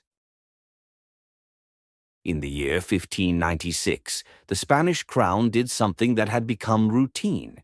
It defaulted on its debts. This was not the first default, and it would not be the last. The crown had defaulted in 1557, 1560, and 1575, and it would default again in 1607, 1627, and 1647. Each default was accompanied by a restructuring, a partial write-down, and a resumption of borrowing. The system was never stable. It was perpetually on the edge of collapse. But the default of 1596 was different. It was the largest default in Spanish history, involving debts of roughly 7 million ducats, although the minister responsible for the royal finances on this occasion assumed the debt to be far higher than it was, such that the loss imposed on creditors was just 20%, compared with almost 38% in 1575. The international reputation of the Spanish crown, which had already been tarnished by earlier defaults, was further damaged. The default of 1596 was not an accident. It was the inevitable consequence of a fiscal system that was built on sand.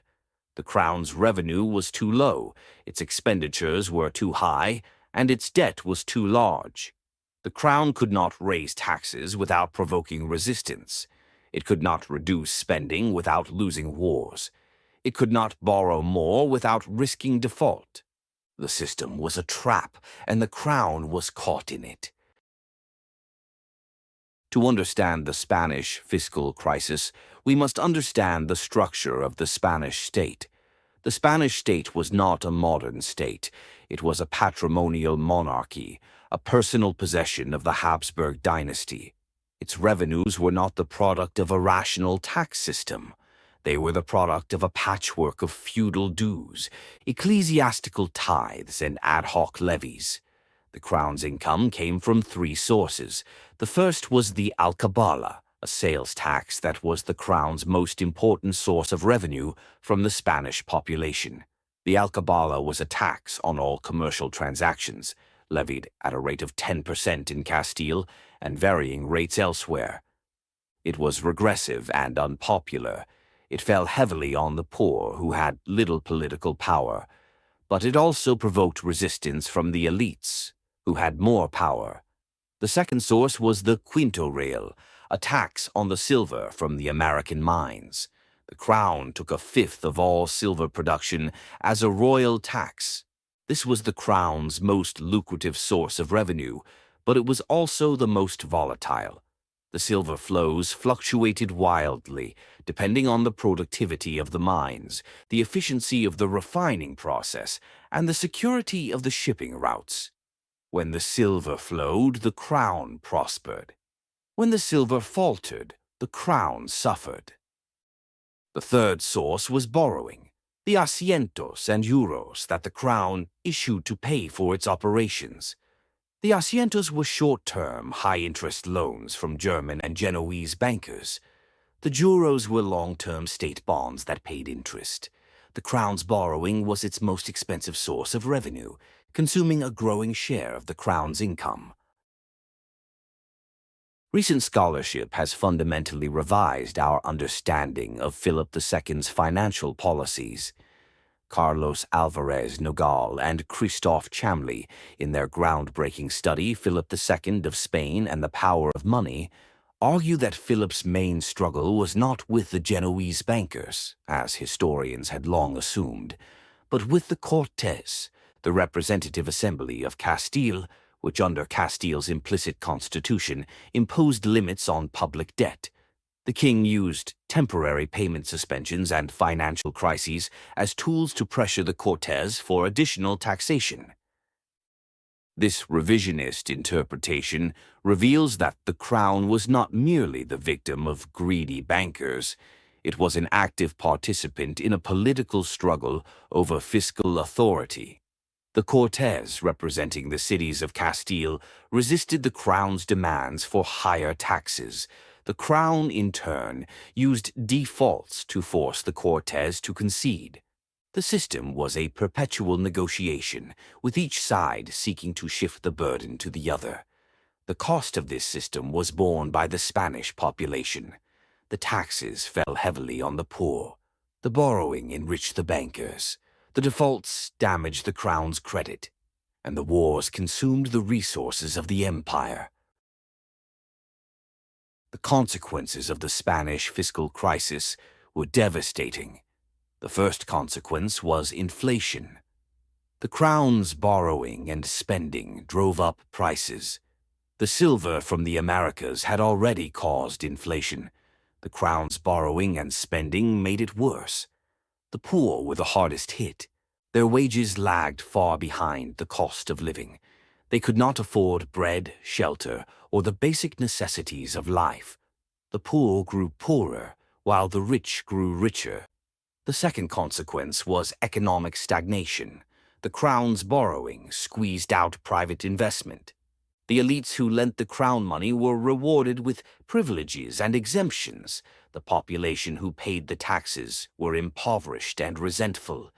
The economy, starved of capital and burdened by debt, stagnated. The empire, unable to fund its commitments, began to contract. The third consequence was political instability. The crown's fiscal crisis provoked resistance from the population and the elites. The elites who lent the crown money were angry when the crown defaulted. The population who paid the taxes were angry when the crown raised them. The political system, already fragile, became increasingly unstable. The fourth consequence was imperial decline. The crown's fiscal crisis had limited its ability to defend the empire. The armies and navies were underfunded. The colonies were neglected. The enemies were emboldened. The empire's power eroded. The parallel with the United States today is clear.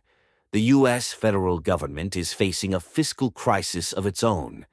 The national debt has grown from less than $1 trillion in 1980 to over $40 trillion in 2026. The interest payments on that debt, which were once a modest burden, have become the fastest-growing category of federal spending. The numbers tell a stark story.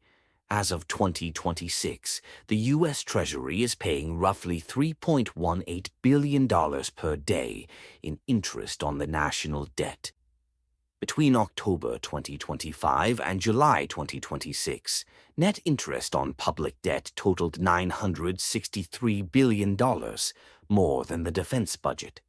The Congressional Budget Office projects that large budget deficits will continue to drive borrowing higher. The federal deficit is projected at $1.9 trillion in 2026 before rising to $3.1 trillion in 2036. The debt-to-GDP ratio, a key measure of fiscal sustainability, is following a similar trajectory.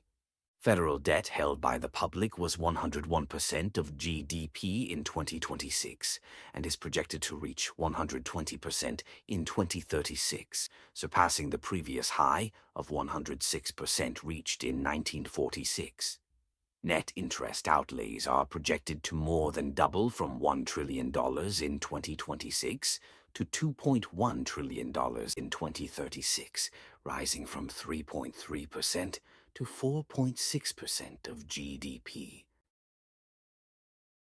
The U.S. fiscal system, like Spain's, is a patchwork. The federal government raises revenue through a combination of income taxes, payroll taxes, corporate taxes, and other levies.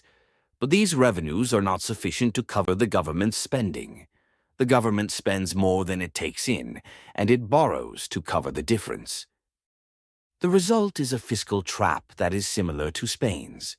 The U.S. is spending more than it can afford, borrowing more than it can repay, and struggling to raise revenue without provoking political resistance.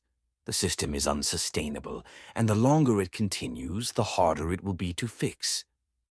As Ray Dalio, the founder of Bridgewater Associates, has warned, a debt-induced heart attack will be prompted by debt payments crowding out public spending. The concern for fiscal hawks is that the U.S. debt-to-GDP ratio is becoming unbalanced, and lenders at some stage will attach a higher risk premium to lending, pushing up interest costs as a result. The Spanish crown's response to the fiscal crisis is instructive. The crown did not reform its fiscal system.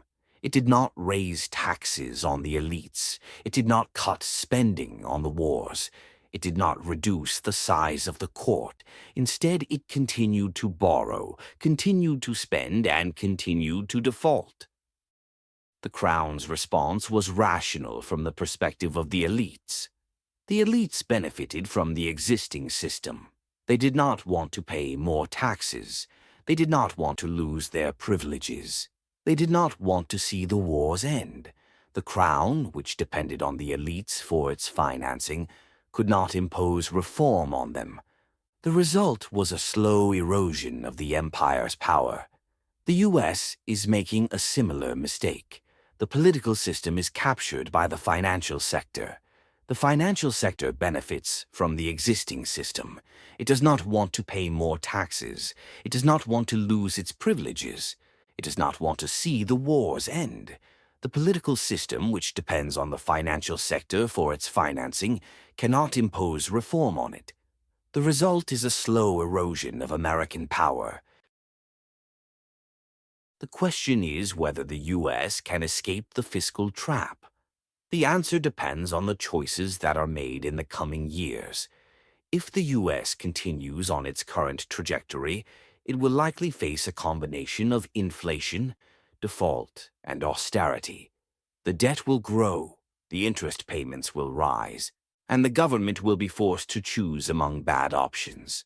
The Spanish Empire chose the path of default and decline. The U.S. has the potential to choose a different path. The question is whether it will. If the U.S. reforms its economy, it can avoid the worst outcomes. Reform means raising taxes on the wealthy, cutting wasteful spending, investing in infrastructure and education, and reducing the military footprint. It is not a popular agenda, but it is necessary. The Spanish crown could not reform. Its political system was too polarized, its elites were too entrenched, and its culture was too resistant. The Crown chose the path of default and decline. The U.S. has the potential to choose a different path. The question is whether it will. The fiscal abyss is not a prediction, it is a warning. It is a warning that the U.S. is on a path that leads to crisis, and that the crisis will come sooner or later. The only question is whether the U.S. will act before it is too late. The Spanish Empire acted too late. It waited until the crisis was upon it, and then it could not act. The empire collapsed, and the world moved on. The U.S. is at a similar crossroads. It can act now, reform its economy, and avoid the worst outcomes. Or it can wait and hope that the crisis will not come. History suggests that hope is not a strategy. Chapter 7. The Failure of Reform. In the early 17th century, a group of Spanish reformers, known as the arbitristas, began to publish their proposals for saving the empire. They were economists, lawyers, and clergymen who had seen the signs of decline and were determined to reverse them. The arbitristas were a diverse group, but they shared a common analysis. Spain's economy was stagnant, its industry was atrophied, its agriculture was neglected, and its fiscal system was unsustainable. They proposed a variety of reforms: a rational tax system, investment in infrastructure, protection for domestic industry, land reform, and a reduction in the crown's borrowing. But the arbitristas were ignored.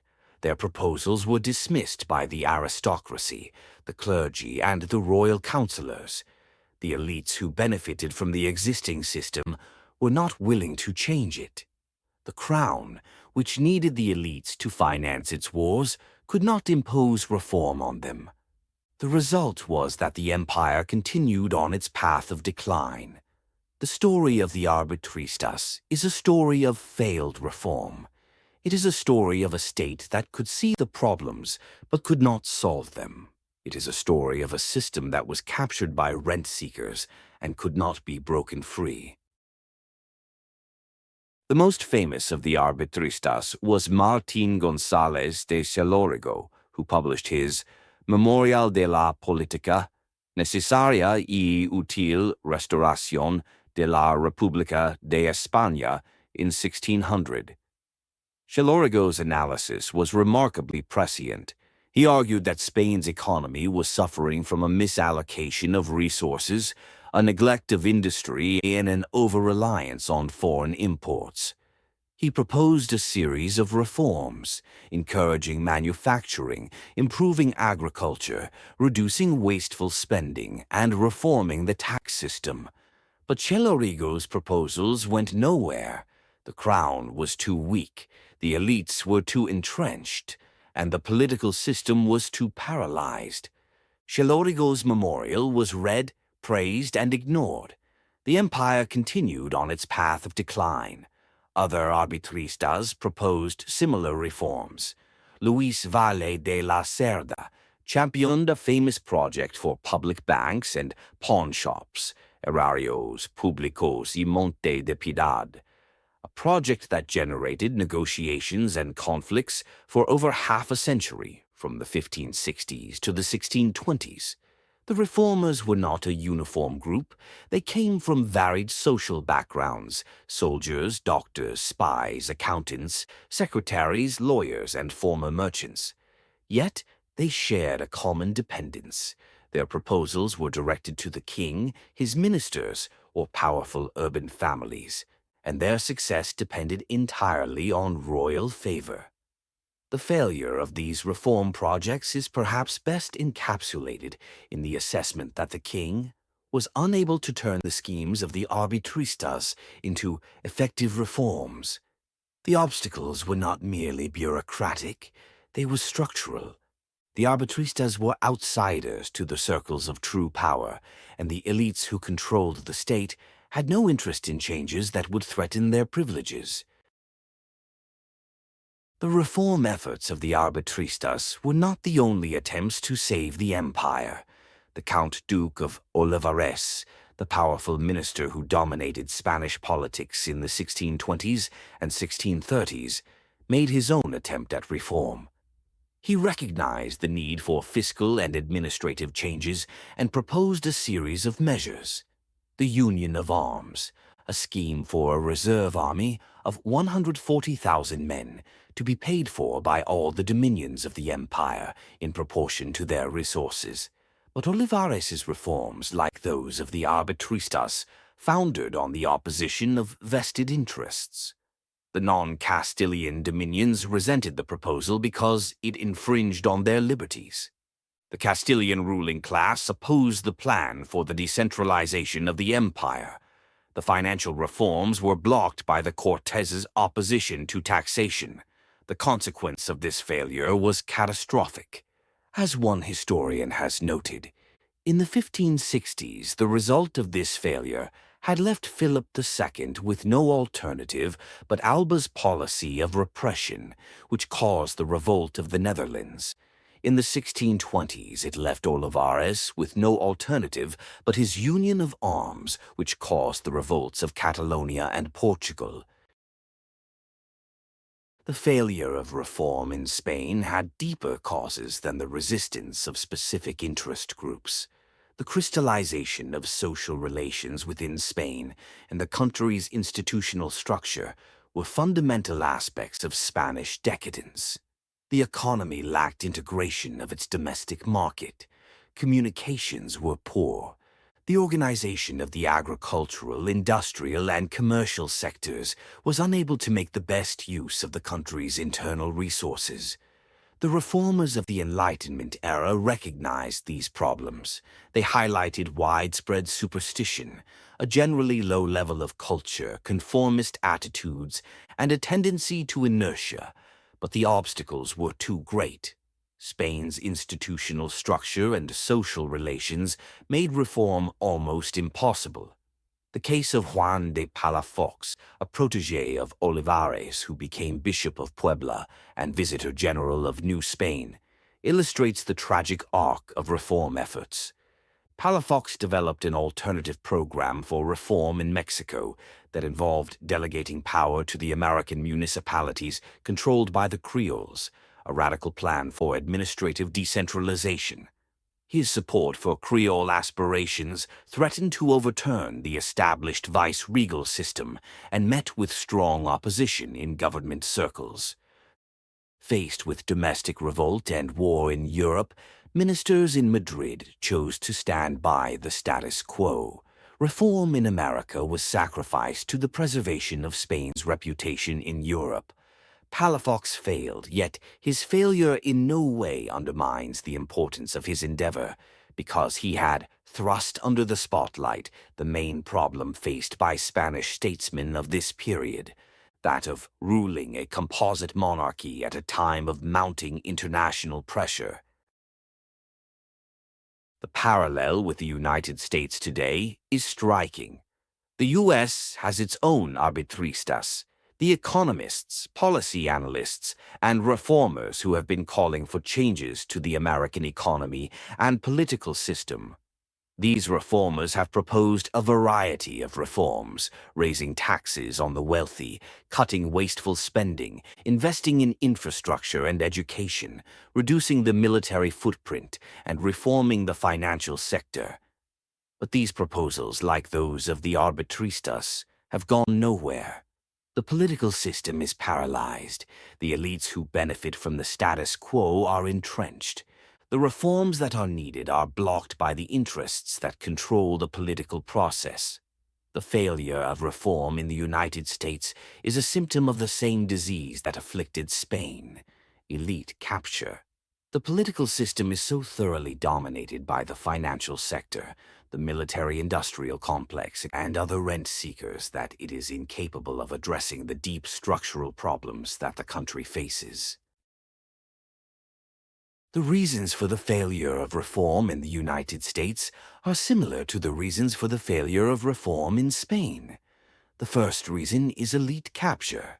The revolving door between Washington and Wall Street is a key mechanism of regulatory capture in the financial industry.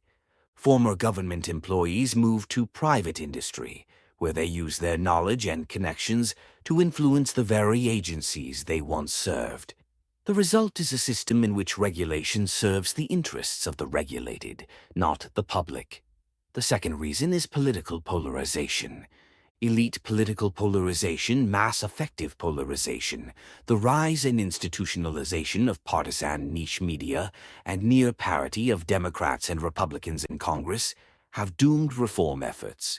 No proposed campaign finance reforms to curb the influence of big money have been enacted since the 2002 BCRA. The Supreme Court's 2010 Citizens United decision, while leaving some reform strategies open, has not led to successful reform. The third reason is institutional decay. As one commentator recently observed, the U.S. Constitution is past its sell-by date. The amendment process is among the most difficult in the world. The Electoral College has produced two misfires in this century. The Senate allows for minority rule due to the enormous disparity among state populations. These structural defects make reform nearly impossible. The result is a state that is unreformable. The Spanish state was unreformable in the 17th century. The American state is unreformable in the 21st century. But there is a difference. Spain was unreformable because its institutions were weak and its elites were entrenched. The United States is unreformable because its institutions are strong and its elites are entrenched. The difference is that Spain could not reform because it was too weak. The U.S. cannot reform because it is too strong. This is a paradox, but it is a familiar one. The stronger the state, the more resistant it is to reform. The more powerful the elites, the more they can block change. The more entrenched the interests, the more difficult it is to dislodge them. The U.S. is trapped by its own success. It has created a system that works for the elites, and the elites have no interest in changing it. The system is sustainable in the short term, but it is not sustainable in the long term. The longer it continues, the harder it will be to change. Is there any way out of this trap? The historical record is not encouraging. Spain could not escape the trap. The arbitristas failed. The reforms were blocked. The empire declined. It was only when the empire was on its deathbed that the reforms were finally implemented. and by then it was too late. The U.S. may be able to escape the trap. It has advantages that Spain did not have. It has a more dynamic economy, a more innovative culture, and a more democratic political system. It has the ability to learn from the mistakes of history, but the U.S. also faces challenges that Spain did not face. The global system is more complex, more interdependent, and more volatile. The U.S. is not alone in the world. It is part of a multipolar system. The reforms that are needed are not just domestic, they are also international. The way out of the trap is to build a broad social movement for reform. It is to mobilize the population, to create a consensus for change, and to pressure the elites to respond. It is to use the democratic process to break the capture of the political system. This is not a simple task, and it will not be accomplished quickly, but it is the only way to escape the trap. The U.S. must do what Spain could not: build a movement for reform.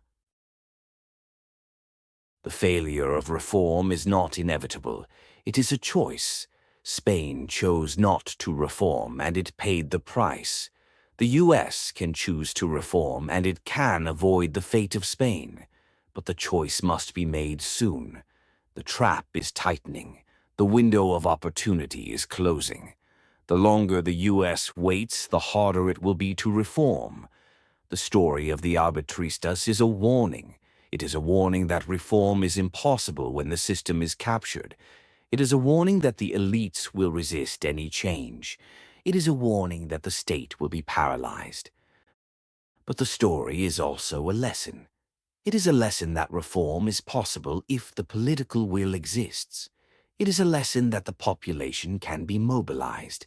It is a lesson that the elites can be overcome. The question is whether the U.S. will learn the lesson before it is too late. Chapter 8: The Breaking of the Social Contract. In the early 17th century, Spain was a society in crisis. The population, which had grown rapidly in the 16th century, was now declining. The harvests, which had been abundant, were now failing. The epidemics, which had been occasional, were now recurrent. The wars, which had been distant, were now near. The population was suffering. The poor were starving. The middle class was squeezed. The elites were indifferent. The crown was powerless. The result was a breaking of the social contract. The population no longer trusted the crown. The elites no longer supported the crown. The institutions no longer functioned. The empire was unraveling from within. The breaking of the social contract was visible in the revolts that swept Spain in the 17th century. In 1520–21, the Comuneros revolt in Castile was the first sign of trouble. The revolt was a protest against the crown's taxes and the crown's favoritism toward the Flemish and the Germans. The revolt was led by the cities of Castile, which had been excluded from the crown's councils. The Comuneros demanded a reduction in taxes, a restoration of their traditional rights, and a greater voice in the government. The revolt was crushed, but it was a warning. In 1519–23, the Germanias revolt in Valencia was another warning. The revolt was a protest against the aristocracy's privileges and the crown's indifference to the poor. The Germanias were the artisan guilds of Valencia, who had been excluded from the government. They demanded a reduction in taxes, a restoration of their traditional rights, and a greater voice in the government. The revolt was crushed, but it was a warning. In 1640, the Catalan revolt was the most serious. The revolt was a protest against the crown's taxes and the crown's favoritism toward the French. The revolt was supported by the population, the clergy, and the aristocracy. The Catalans declared their independence and sought French protection. The revolt was only suppressed after years of bloodshed, and it left Catalonia devastated. Also, in 1640, the Portuguese Restoration was a blow from which the empire never recovered. The Portuguese, who had been united with Spain since 1580, declared their independence. The crown could not prevent it. The Portuguese had their own king, their own government, and their own empire. The Portuguese Restoration was a sign that the Spanish Empire was no longer capable of holding its possessions together. Each revolt was a symptom of the same disease, a state that had lost the trust of its people. The population no longer believed that the crown was acting in their interest. The elites no longer believed that the crown was capable of defending their privileges. The institutions no longer believed that the crown was legitimate.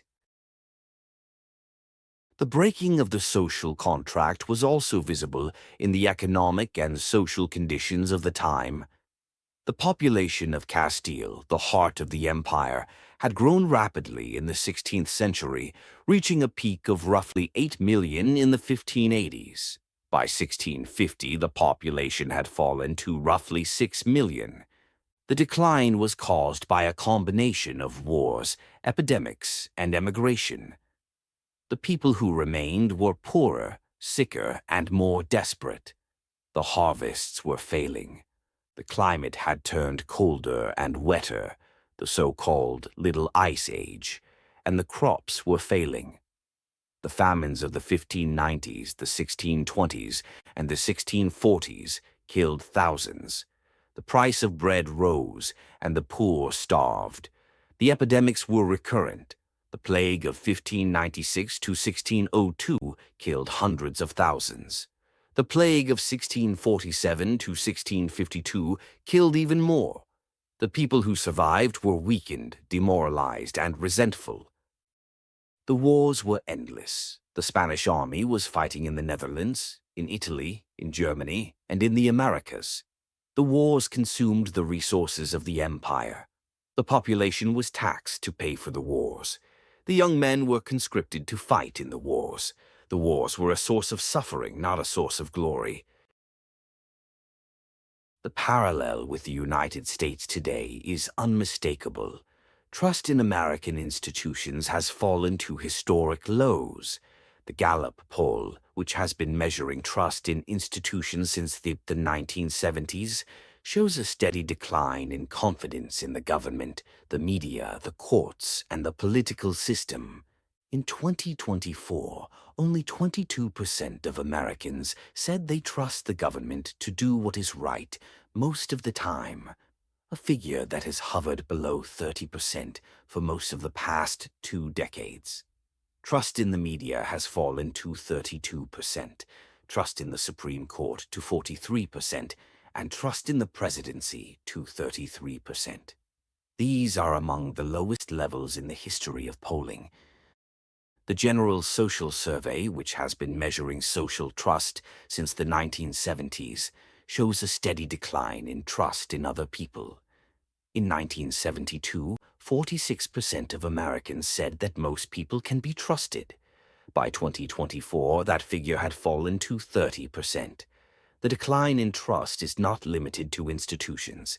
It extends to fellow citizens. Americans are increasingly isolated, suspicious, and divided. The American population is divided, polarized, and suspicious. The rich are getting richer, and the poor are getting poorer. The middle class is squeezed. The elites are seen as corrupt and self-serving. The political system is seen as rigged. The result is a breaking of the social contract that mirrors Spain's. The American population no longer believes that the government is acting in their interest. The American elites no longer believe that the government is capable of defending their privileges. The American institutions no longer believe that the government is legitimate. The causes of the breaking of the social contract in the United States are similar to the causes in Spain. The first cause is inequality. The gap between the rich and the poor has grown to levels not seen since the Gilded Age. The wealth of the top 1% is greater than the wealth of the bottom 90%. The top 1% of Americans hold roughly 32% of the nation's wealth, while the bottom 50% hold just 2.5%. This concentration of wealth at the top is not merely an economic problem. It is a social and political problem.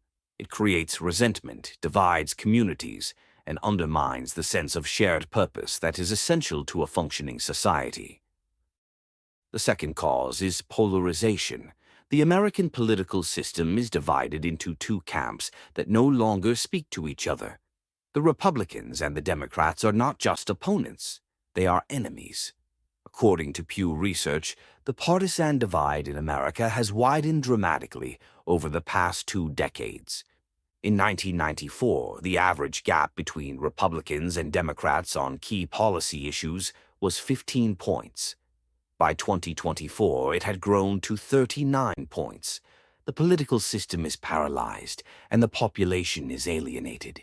The third cause is corruption. The political system is seen as corrupt, and the perception is accurate. The revolving door between government and the private sector is a source of corruption. The campaign finance system is a source of corruption. The lobbying system is a source of corruption. According to Transparency International's Corruption Perceptions Index, the United States scored 69 out of 100 in 2024, down from 74 in 2014. The perception of corruption is growing, and the reality is not far behind. The fourth cause is cultural decline. The American culture is one of individualism and materialism. The sense of community has eroded. The sense of shared purpose has declined. The sense of responsibility has diminished. Robert Putnam's classic study, Bowling Alone, documented the decline of social capital in America. Americans are less likely to join clubs, attend church, or volunteer in their communities. They are more likely to live alone, watch television, and distrust their neighbors. The social fabric is fraying. The consequences of the breaking of the social contract are serious. The first consequence is political instability. A society that does not trust its institutions is a society that is prone to instability. The American political system is increasingly unstable. The elections are contested. The transitions are chaotic. The governance is ineffective. The January 6th attack on the Capitol was a symptom of the crisis, not an aberration. It revealed the fragility of American democracy and the depth of the divisions within the country. The second consequence is social decay. A society that does not trust its members is a society that decays. The American social fabric is fraying.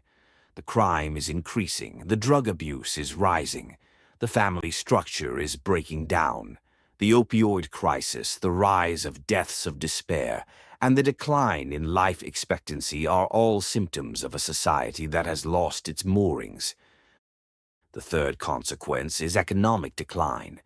A society that does not trust its institutions is a society that declines. The American economy is growing more slowly. The investment is decreasing. The innovation is stagnating. The lack of trust makes it difficult to build the consensus for reform. The lack of trust makes it difficult to invest in the future. The lack of trust makes it difficult to address the challenges that the country faces. The fourth consequence is imperial decline. A society that does not trust its institutions is a society that cannot sustain its empire. The American empire is declining. The military is overstretched. The economy is faltering. The alliances are fraying.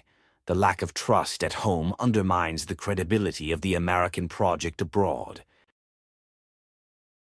Is there any way out of this crisis? The historical record is mixed. Spain could not escape the breaking of the social contract.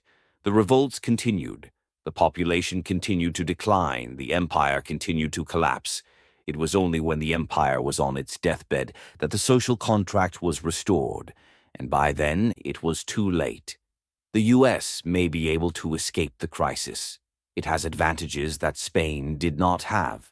It has a more democratic political system, a more dynamic economy, and a more resilient society. It has the ability to learn from the mistakes of history. But the U.S. also faces challenges that Spain did not face. The global system is more complex, more interdependent, and more volatile. The US is not alone in the world. It is part of a multipolar system. The crisis is not just domestic. It is also international. The way out of the crisis is to rebuild the social contract. It is to reduce inequality, to reduce polarization, to reduce corruption, and to restore the cultural values that underpin trust. It is to create a society in which the population believes in the institutions, and the institutions serve the population. This is not a simple task, and it will not be accomplished quickly. But it is the only way to escape the crisis. The US must do what Spain could not: rebuild the social contract. The breaking of the social contract is not inevitable. It is a choice. Spain chose to break the social contract, and it paid the price. The US can choose to rebuild it, and it can avoid the fate of Spain. But the choice must be made soon. The crisis is deepening. The population is alienated. The institutions are weakening. The longer the US waits, the harder it will be to rebuild. The story of Spain's revolts is a warning. It is a warning that the social contract can be broken. It is a warning that the population will not tolerate neglect. It is a warning that the elites will not tolerate change. But the story is also a lesson. It is a lesson that the social contract can be rebuilt. It is a lesson that the population can be mobilized. It is a lesson that the elites can be overcome. The question is whether the US will learn the lesson before it is too late. Chapter 9: The Structural Differences. So far, this book has emphasized the parallels between the Spanish Empire and the United States. The patterns of economic dependency, military overstretch, elite capture, social decay, and fiscal crisis are similar. The trajectory is similar. The warning is similar. But the United States is not Spain. The differences are as important as the parallels, and the differences matter. This chapter examines the structural differences between the two empires. The purpose is not to deny the parallels, but to contextualize them. The purpose is to show that the US has advantages that Spain did not have, and that these advantages could allow it to escape the fate of Spain. But the purpose is also to show that the differences are not guarantees. The advantages are not automatic. The US must use them wisely. The first difference is economic size and diversification. The United States is the largest economy in the world. Its GDP is roughly $27 trillion in 2026, more than the GDP of the entire Spanish Empire at its peak. Its economy is diversified, productive, and innovative. Its manufacturing sector, while diminished, is still one of the largest in the world. Its agricultural sector, while small in employment terms, is the most productive in the world. Its technology sector is the most advanced in the world. The Spanish Empire, by contrast, was a collection of dependencies. Its economy was based on silver extraction and agricultural production. Its manufacturing was minimal. Its technology was lagging. Its economy was dependent on foreign imports. As we have seen, the silver that made Spain rich in the 16th century also made it poor in the 17th and 18th centuries. The economy was a monoculture, and when the silver faltered, the economy faltered with it. This difference matters. A diversified economy is more resilient than a monoculture. A productive economy is more capable of generating growth. An innovative economy is more capable of adapting to change. The US has these advantages. The second difference is geography. The United States is blessed with natural resources, navigable rivers, fertile land, and temperate climate.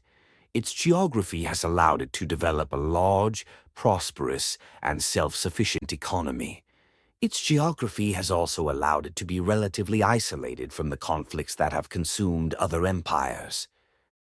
The Spanish Empire, by contrast, was geographically fragmented. It was a collection of territories separated by oceans, mountains, and deserts. Its communications were slow and unreliable. Its defense was difficult and expensive. Its trade was constrained by geography. This difference matters. A geographically coherent empire is easier to defend. A geographically coherent empire is easier to manage. A geographically coherent empire is easier to sustain. The U.S. has these advantages. The third difference is demography. The United States has a growing population, a young population, and a diverse population. Its population is replenished by immigration, which brings energy, creativity, and ambition.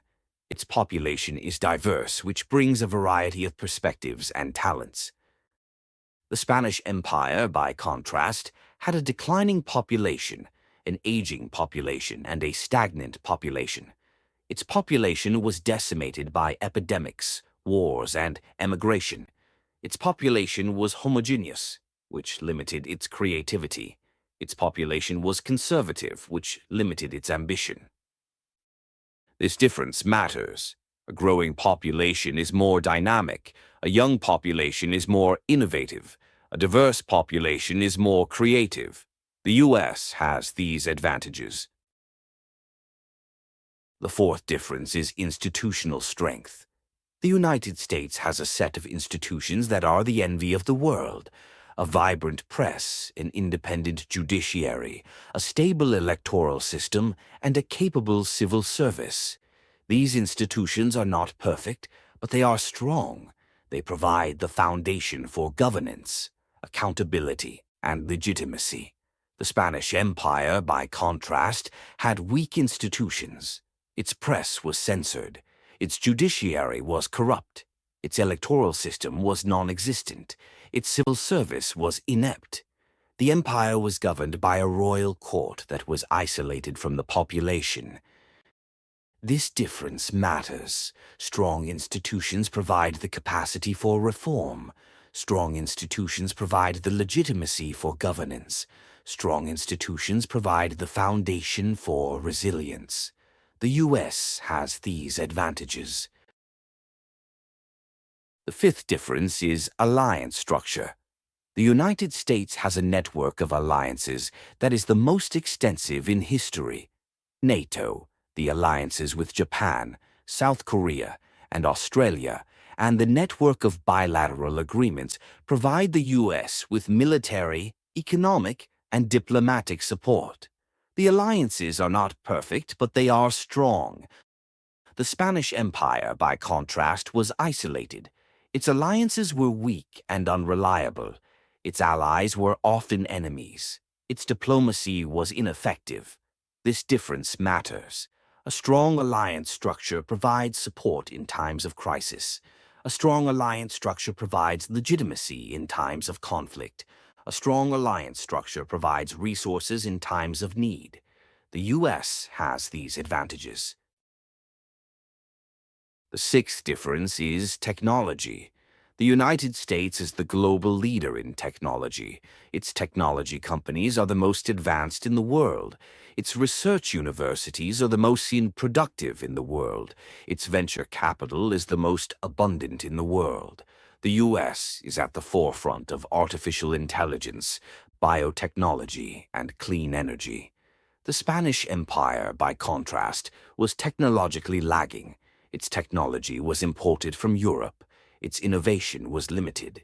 Its research was constrained by religious censorship. This difference matters. Technology is the engine of economic growth. Technology is the foundation of military power. Technology is the key to solving global challenges. The U.S. has these advantages. The seventh difference is the multipolar context. Spain's decline occurred in a world that was less connected, less interdependent, and less complex. The United States' decline, if it occurs, will occur in a world that is more connected, more interdependent, and more complex.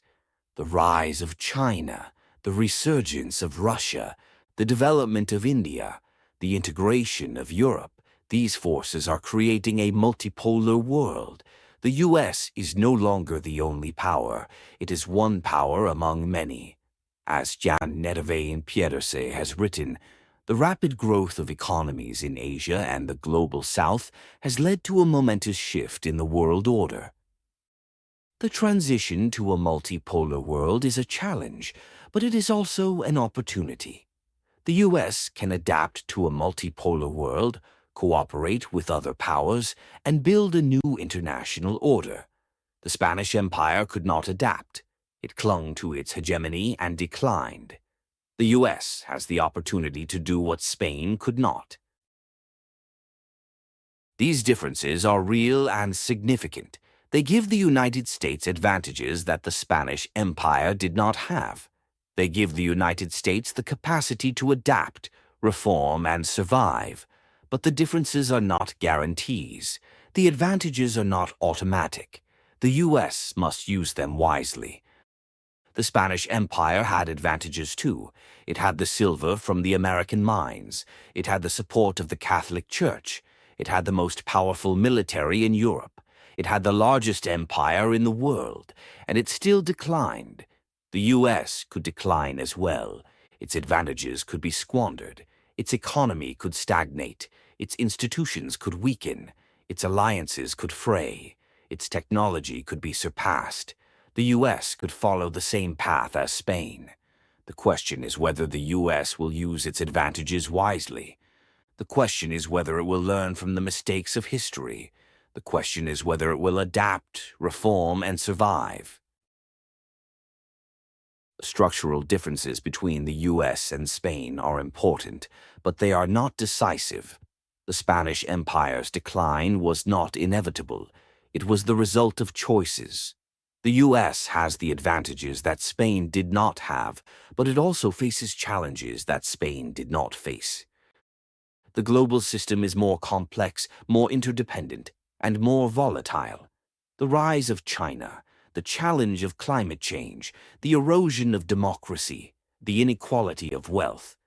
These are challenges that Spain did not face. They require a response that Spain could not provide. The U.S. must provide that response. It must use its advantages to address the challenges. It must reform its economy, strengthen its institutions, rebuild its alliances, and adapt to a changing world. This is not a simple task. It will not be accomplished quickly, but it is possible. The U.S. has the advantages. The U.S. has the capacity. The U.S. has the potential. The question is whether it has the will. Chapter 10: The Multipolar World. In the 16th century, the Spanish Empire was the hegemon. It was the most powerful nation in Europe and the most powerful nation in the world. Its influence was global. Its power was unquestioned. But the hegemony did not last. The rise of England, France, and the Dutch Republic challenged Spanish power. The development of new technologies, new economic systems, and new political ideas transformed the global system. Spain was no longer the hegemon. It was one power among many. The same transformation is happening today. The United States is the hegemon. It is the most powerful nation in the world. Its influence is global. Its power is unquestioned. But the hegemony is being challenged. The rise of China, the resurgence of Russia, the development of India, the integration of Europe. These forces are creating a multipolar world. The U.S. is no longer the only power. It is one power among many. The transition from a unipolar world to a multipolar world is the defining challenge of the 21st century. It is a challenge that the U.S. must meet, and it is a challenge that the U.S. must meet wisely. The transition is not inevitable. It is the result of choices, choices made by the U.S., choices made by other powers, and choices made by the global system. But the transition is likely, and the U.S. must prepare for it. The Spanish Empire did not prepare for the transition. It clung to its hegemony. It refused to recognize the rise of other powers. It continued to fight wars that it could not win. And it declined. The U.S. must not make the same mistake. It must prepare for a multipolar world. It must adapt to a multipolar world. It must cooperate in a multipolar world. The rise of China is the most significant challenge to American hegemony. China is the largest economy in the world, the largest population in the world, and the largest military in the world. It is challenging American dominance in Asia, in the Pacific, and in the global financial system. The response to China's rise has been a subject of intense debate among scholars and policymakers. Some argue for containment, others for engagement, and still others for a middle path of competitive coexistence. As Jan Nedeveen Pierce has written, the rapid growth of economies in Asia and the global South has led to a momentous shift in the world order, and the U.S. may be no longer the sole hegemon, but one among a number of great powers in a multipolar world. The containment approach, favored by some hawks in Washington, assumes that China's rise can be halted or reversed through military pressure, economic sanctions, and diplomatic isolation. But this approach is fraught with risks. It could lead to a new Cold War with all the costs and dangers that entails. It could provoke a military conflict in the South China Sea, the Taiwan Strait, or the Korean Peninsula. It could disrupt the global economy, which is deeply integrated with China. The engagement approach, favored by some liberals, assumes that China can be integrated into the existing international order.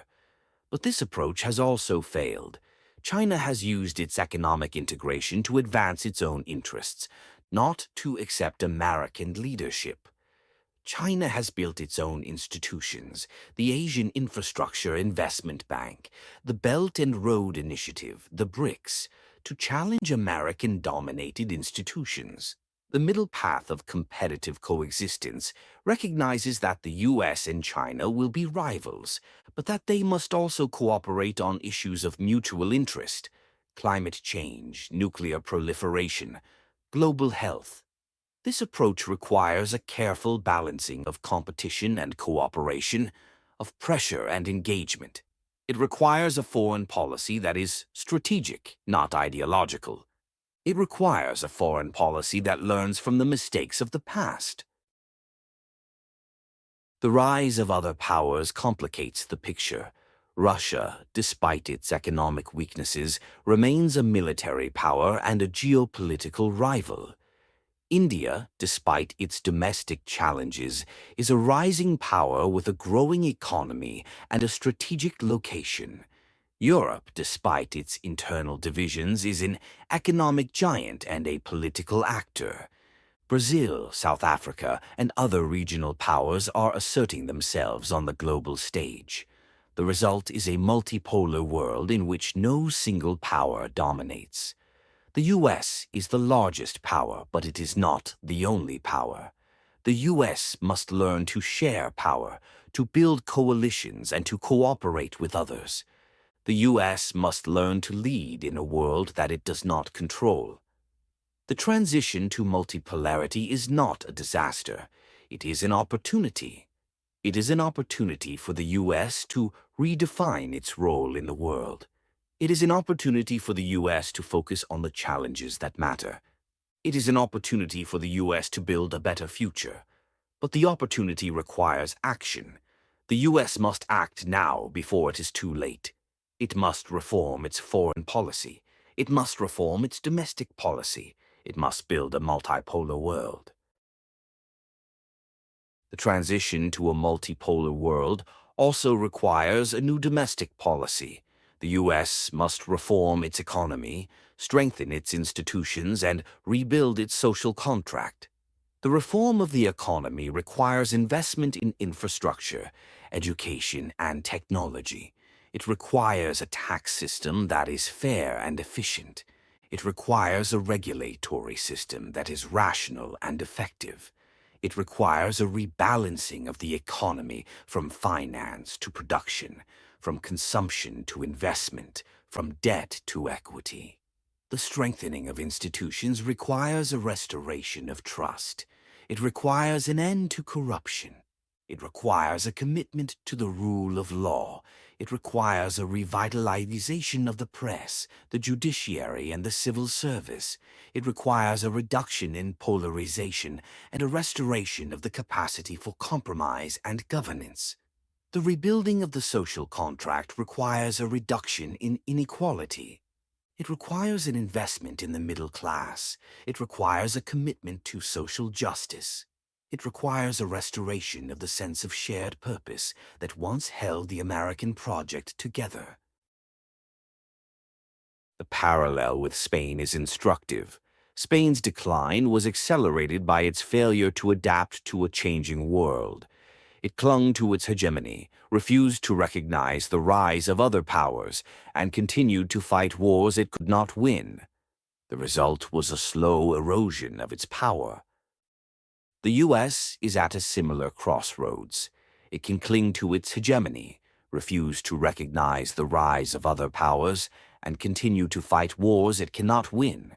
Or it can adapt to a changing world, recognize the rise of other powers, and focus on the challenges that matter. The choice is not inevitable.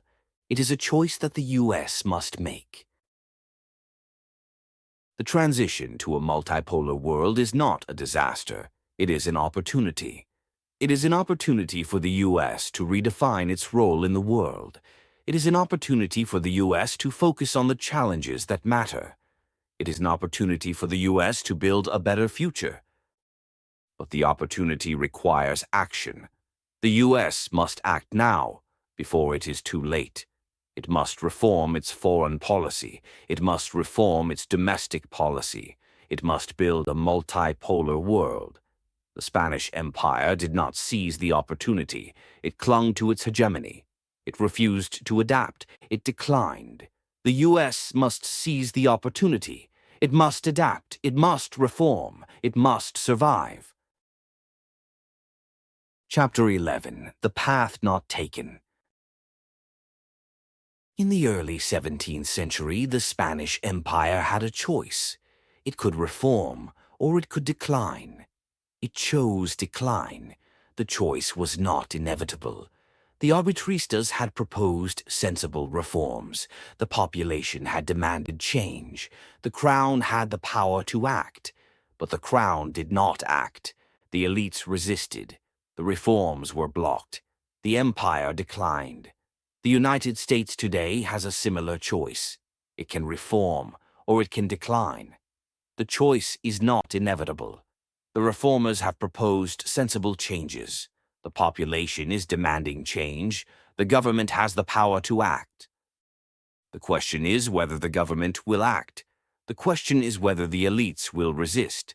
The question is whether the reforms will be blocked. The question is whether the empire will decline.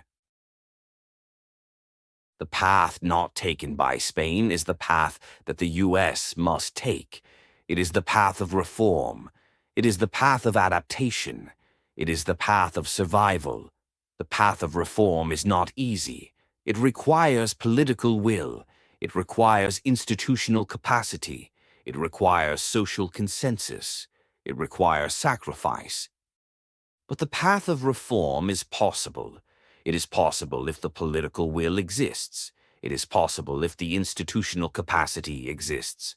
It is possible if the social consensus exists. It is possible if the sacrifice is made. The path of reform has several components. The first component is economic reform. The U.S. must rebalance its economy. It must invest in manufacturing, infrastructure, and technology. It must reduce its dependence on foreign capital. It must reform its tax system. It must regulate the financial sector. The economic reform agenda is ambitious. It includes a tax system that is progressive and efficient, not regressive and riddled with loopholes. It includes a regulatory system that protects consumers and investors, not one that serves the interests of the financial sector. It includes an industrial policy that supports manufacturing and innovation, not one that leaves the economy to the whims of the market. As the historian and economist Mariana Mazzucato has argued, the state must play an active role in shaping the economy, not merely correcting market failures, but actively creating markets. The U.S. has done this in the past. The Internet, GPS, and biotechnology were all products of government investment, but it has abandoned this role in recent decades. The U.S. must rediscover its capacity for public investment and public leadership. The second component is fiscal reform. The U.S. must reduce its debt. It must cut wasteful spending. It must raise revenues. It must reform entitlements. It must create a sustainable fiscal system. The fiscal reform agenda is politically difficult. It includes raising taxes on the wealthy, cutting spending on the military, and reforming Social Security and Medicare. Each of these is opposed by powerful interests, but each is necessary. As the Congressional Budget Office has warned, the current trajectory is unsustainable. The U.S. must act before the crisis forces action. The third component is military reform. The U.S. must rationalize its military commitments. It must shed the wars that are draining its strength. It must focus on the challenges that matter. It must build alliances and partnerships. The military reform agenda is strategically necessary. It includes closing bases, reducing troop levels, and ending the forever wars. It includes a shift from counterterrorism to great power competition. It includes a rebalancing of the military from the Middle East to Asia. The U.S. cannot afford to fight everywhere. It must choose its battles wisely. The fourth component is political reform. The U.S. must strengthen its institutions. It must end corruption. It must restore trust. It must build a social contract. The political reform agenda is foundational. It includes campaign finance reform, anti-corruption measures, and institutional revitalization. It includes a reduction in polarization and a restoration of the capacity for compromise. It includes a recommitment to the rule of law and democratic values. Without political reform, the other reforms are impossible. The path of reform is not guaranteed to succeed. It could fail, the political will could dissipate, the institutional capacity could weaken, the social consensus could collapse, the sacrifice could be too great. But the path of reform is the only path that offers hope. The path of decline offers only despair. The U.S. must choose the path of reform. Spain chose the path of decline. It paid the price. The U.S. must choose the path of reform. It must avoid the price. What would reform look like in practice? The historical record offers some guidance. The progressive era in the United States, 1890 to 1920, offers a model of successful reform. The progressives faced many of the same challenges that the U.S. faces today: inequality, corruption, political polarization, and economic instability. They responded with a wave of reforms: the income tax, the direct election of senators, the regulation of monopolies, the creation of the Federal Reserve, and the expansion of democracy. The reforms were not perfect, and they did not solve all the problems, but they restored trust in the institutions and created the foundation for the prosperity of the 20th century. The New Deal, 1933 to 1940, offers another model. Franklin D. Roosevelt faced an economic crisis that was even more severe than the one the U.S. faces today. He responded with a wave of reforms: Social Security, unemployment insurance, bank regulation, infrastructure investment, and labor rights. The reforms were opposed by the elites, who called Roosevelt a traitor to his class. But the reforms were popular, and they created the foundation for the post-war prosperity. The Great Society, 1964 to 1968, offers a third model: Lyndon B. Johnson faced persistent poverty and racial injustice. He responded with a wave of reforms: Medicare, Medicaid, civil rights legislation, voting rights, and education funding. The reforms were opposed by the conservatives, who called Johnson a socialist. But the reforms were popular, and they reduced poverty and expanded opportunity. These models are not perfect, and they are not directly applicable to the challenges of the 21st century. But they offer lessons. They show that reform is possible. They show that political will can overcome elite resistance. They show that social consensus can be built. They show that sacrifice can be made. The path not taken by Spain is the path of reform. The path not taken by Spain is the path of adaptation. The path not taken by Spain is the path of survival. The U.S. must take this path. It must reform. It must adapt. It must survive. But the U.S. must also learn from the failures of reform. The reforms of the Progressive Era, the New Deal, and the Great Society were not permanent. They were eroded by subsequent administrations, by the rise of neoliberalism, by the capture of the political system by the financial sector. Reform is not a one-time event. It is an ongoing process. The U.S. must not only reform, it must sustain the reforms. The path of reform requires leadership. It requires leaders who are willing to take risks, to challenge the elites, and to build a coalition for change. The U.S. has had such leaders in the past: Theodore Roosevelt, Franklin Roosevelt, Lyndon Johnson. It needs such leaders again. The path of reform also requires a movement. It requires a broad coalition of citizens who are willing to demand change. The U.S. has had such movements in the past: the progressive movement, the labor movement, the civil rights movement. It needs such movements again. The path of reform requires a vision. It requires a vision of a better future, a vision of a more just society, a vision of a more sustainable economy. The U.S. has had such visions in the past: the American dream, the New Deal, the Great Society. It needs such visions again. The Spanish Empire declined because it lacked the leadership, the movement, and the vision. The crown was too weak, the elites too entrenched, the population too divided. The reforms that were proposed were ignored. The empire continued on its path, and the decline continued. The U.S. has the potential to do what Spain could not. It has the leadership potential, it has the movement potential, it has the vision potential. But these potentials must be realized. The question is whether they will be. Chapter 12. The Long Goodbye. The Spanish Empire did not collapse in a single dramatic moment. It declined slowly over centuries. It declined gradually, almost imperceptibly. It declined in a way that was not visible to its contemporaries, but which was obvious to historians. The decline was a long goodbye. The empire lingered for decades after its peak. It continued to exist, but it was no longer the power it had been. It continued to fight wars, but it could not win them. It continued to extract silver, but it could not finance its commitments.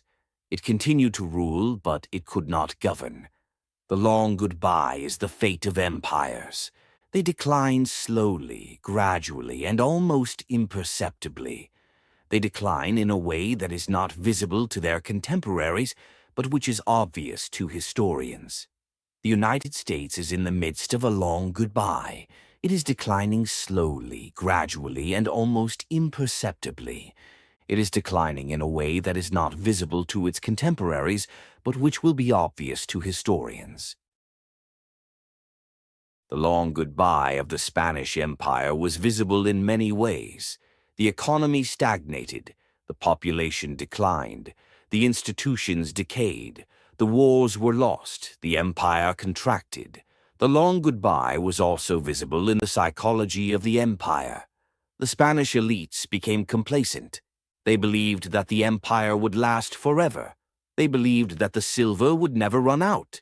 They believed that the wars would eventually be won. They believed that the decline was temporary.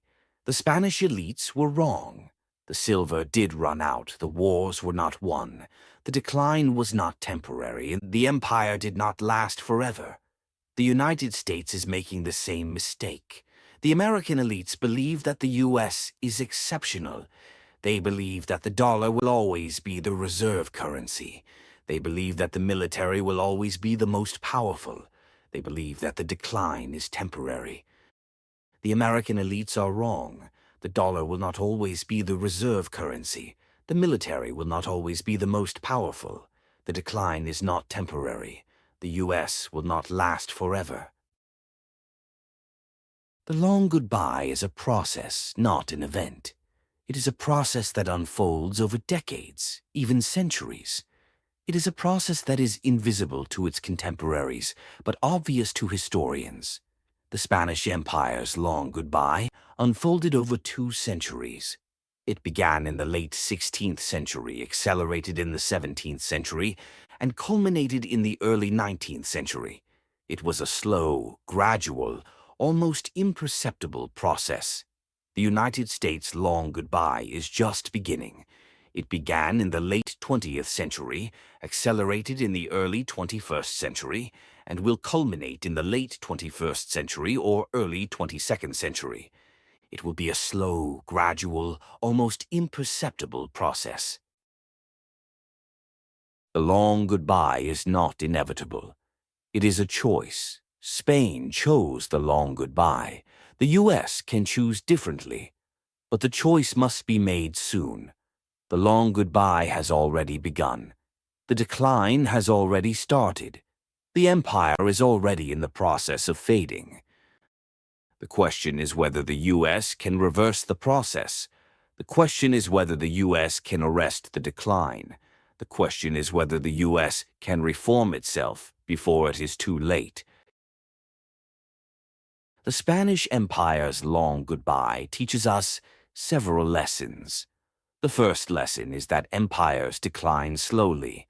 The decline is not a single event. It is a process. It unfolds over decades, even centuries. It is invisible to its contemporaries, but obvious to historians. The second lesson is that empires decline from within. The external enemies are not the cause, they are the symptom. The cause is internal decay, economic stagnation, political paralysis, social erosion, and cultural decline. The third lesson is that empires are difficult to reform. The elites who benefit from the status quo resist change. The institutions that are supposed to implement reform are captured. The population that is supposed to support reform is divided. The fourth lesson is that empires are resilient. They can survive for a long time, even in decline. They can continue to exist even as they fade. They can linger even as they disappear. The fifth lesson is that empires eventually fall. The decline is not permanent. It is the prelude to collapse. The fall is not sudden. It is the culmination of a long process. The United States can learn from these lessons. It can learn that decline is a process, not an event. It can learn that decline comes from within. It can learn that reform is difficult. It can learn that empires are resilient. It can learn that empires eventually fall. But learning is not enough. The U.S. must act. It must reform its economy. It must strengthen its institutions. It must rebuild its social contract. It must adapt to a changing world. The U.S. must act now before it is too late. The decline has already begun. The empire is already fading. The long goodbye is already underway. The Spanish Empire's long goodbye ended in 1898 when the United States defeated Spain in the Spanish-American War. The war was not the cause of the empire's decline. It was the culmination. It was the moment when the empire's weakness was finally exposed. The Spanish-American War was a brief conflict, lasting only a few months, but its consequences were profound. Spain lost its remaining colonies: Cuba, Puerto Rico, Guam, and the Philippines.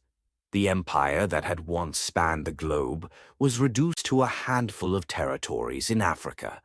The defeat was a humiliation, a shock, and a revelation. It revealed the extent of Spain's decline, and it forced the Spanish elites to confront the reality of their situation. The war also marked the emergence of the United States as a global power. The U.S. acquired colonies, built a navy, and asserted itself on the world stage. It was the moment when the U.S. replaced Spain as the dominant power in the Western Hemisphere. It was the moment when the torch was passed. But the torch was passed not because the U.S. was strong, but because Spain was weak. The U.S. did not defeat a great power. It defeated a declining empire. The victory was a sign of Spain's weakness, not of America's strength. The United States' long goodbye may end in a similar moment.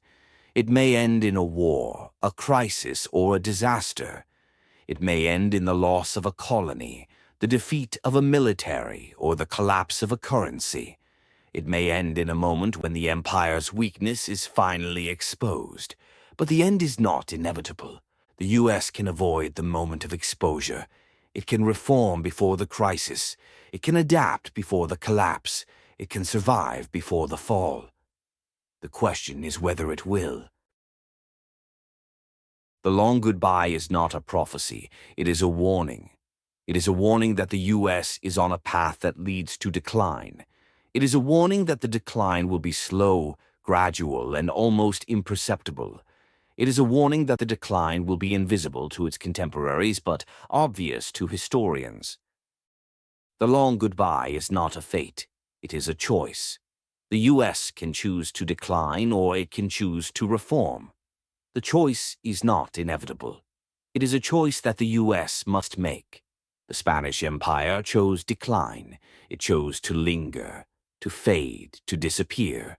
It chose the long goodbye. The United States can choose differently. It can choose reform. It can choose renewal. It can choose survival. In the summer of 1588, the Spanish Armada sailed from Lisbon with the wind at its back and God on its side. The sailors and soldiers were confident. The king was confident. The empire was confident. The Armada was destroyed. The empire did not fall that day. It continued to exist for another 3 centuries. It continued to rule, to fight, and to extract. It continued to be a power in the world. But the Armada was the moment when the empire's weakness was revealed. It was the moment when the world saw that the empire was not invincible. It was the moment when the long goodbye began. The United States has not yet had its Armada. It has not yet had the moment when its weakness is revealed. It has not yet had the moment when the world sees that it is not invincible. But that moment is coming. It may come in Iran. It may come in the Strait of Hormuz.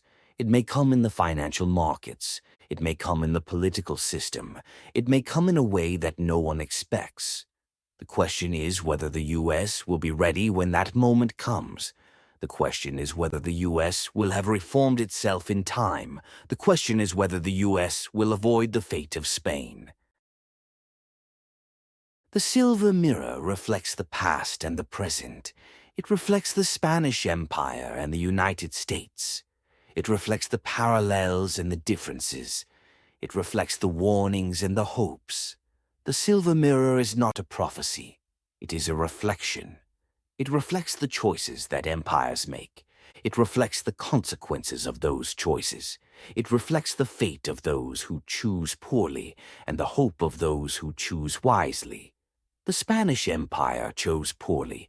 It chose decline. It chose the long goodbye. The United States has not yet chosen. It stands at a crossroads. It can choose decline or it can choose reform. It can choose the long goodbye or it can choose the renewal. The choice is not inevitable. It is a choice that the U.S. must make. The Silver Mirror is watching. Afterword, a note on sources and further reading. This book has drawn on a wide range of primary and secondary sources. The following is a brief guide to the most important works for readers who wish to explore these topics further. Spanish history. The classic study of the Spanish Empire is J. H. Eliot's Imperial Spain, 1469 to 1716, Penguin, 1963, which remains the most comprehensive and accessible overview. Eliot's later work, Spain and Its World, 1500 to 1700, Yale University Press, 1989, offers a collection of essays that explore the themes of decline and reform in greater depth. For the economic history of the Spanish Empire, the essential work is Earl J. Hamilton's American Treasure and the Price Revolution in Spain, 1501 to 1650, Harvard University Press, 1934, which remains the foundational study of the Dutch disease effect. More recent scholarship includes Carlos Alvarez Nogal and Christophe Chamley's Philip II of Spain and the Power of Money, Cambridge University Press, 2025, which offers a revisionist interpretation of the Crown's fiscal policies. For the Armada, the best account is Geoffrey Parker's The Grand Strategy of Philip II, Yale University Press, 1998, which places the Armada in the context of Philip's overall strategic vision. Parker's The Spanish Armada, A New History, Penguin, 2025, offers a comprehensive and up-to-date account. American political economy. For the financialization of the American economy, the essential works include Grete R. Krippner's Capitalizing on Crisis, The Political Origins of the Rise of Finance, Harvard University Press, 2011, and Robert Brenner's The Economics of Global Turbulence, Verso, 2006. For the political economy of inequality, the foundational work is Thomas Piketty's Capital in the 21st Century, Belknap Press, 2014. For the fiscal crisis of the U.S. government, the most authoritative source is the Congressional Budget Office's The Budget and Economic Outlook, 2026 to 2036, which provides the projections used in this book. The CBO's long-term budget projections are available on its website. For the U.S.-China relationship, the essential works include Adam Siegel's The Hacked World Order, How Nations Fight, Trade, Maneuver, and Manipulate in the Digital Age, Public Affairs, 2016, and Evan Osnos's Age of Ambition, Chasing Fortune, Truth, and Faith in the New China, Farrar, Straus, and Giroux, 2014. Comparative Imperial History. The foundational work on imperial decline is Paul Kennedy's The Rise and Fall of the Great Powers, Economic Change and Military Conflict from 1500 to 2000, Random House, 1987, which provides the framework for understanding imperial overstretch. For the Roman Empire, the essential work is Edward Gibbon's The History of the Decline and Fall of the Roman Empire, which remains the classic account. For the British Empire, the essential work is Niall Ferguson's Empire, The Rise and Demise of the British World Order and the Lessons for Global Power, Basic Books, 2003.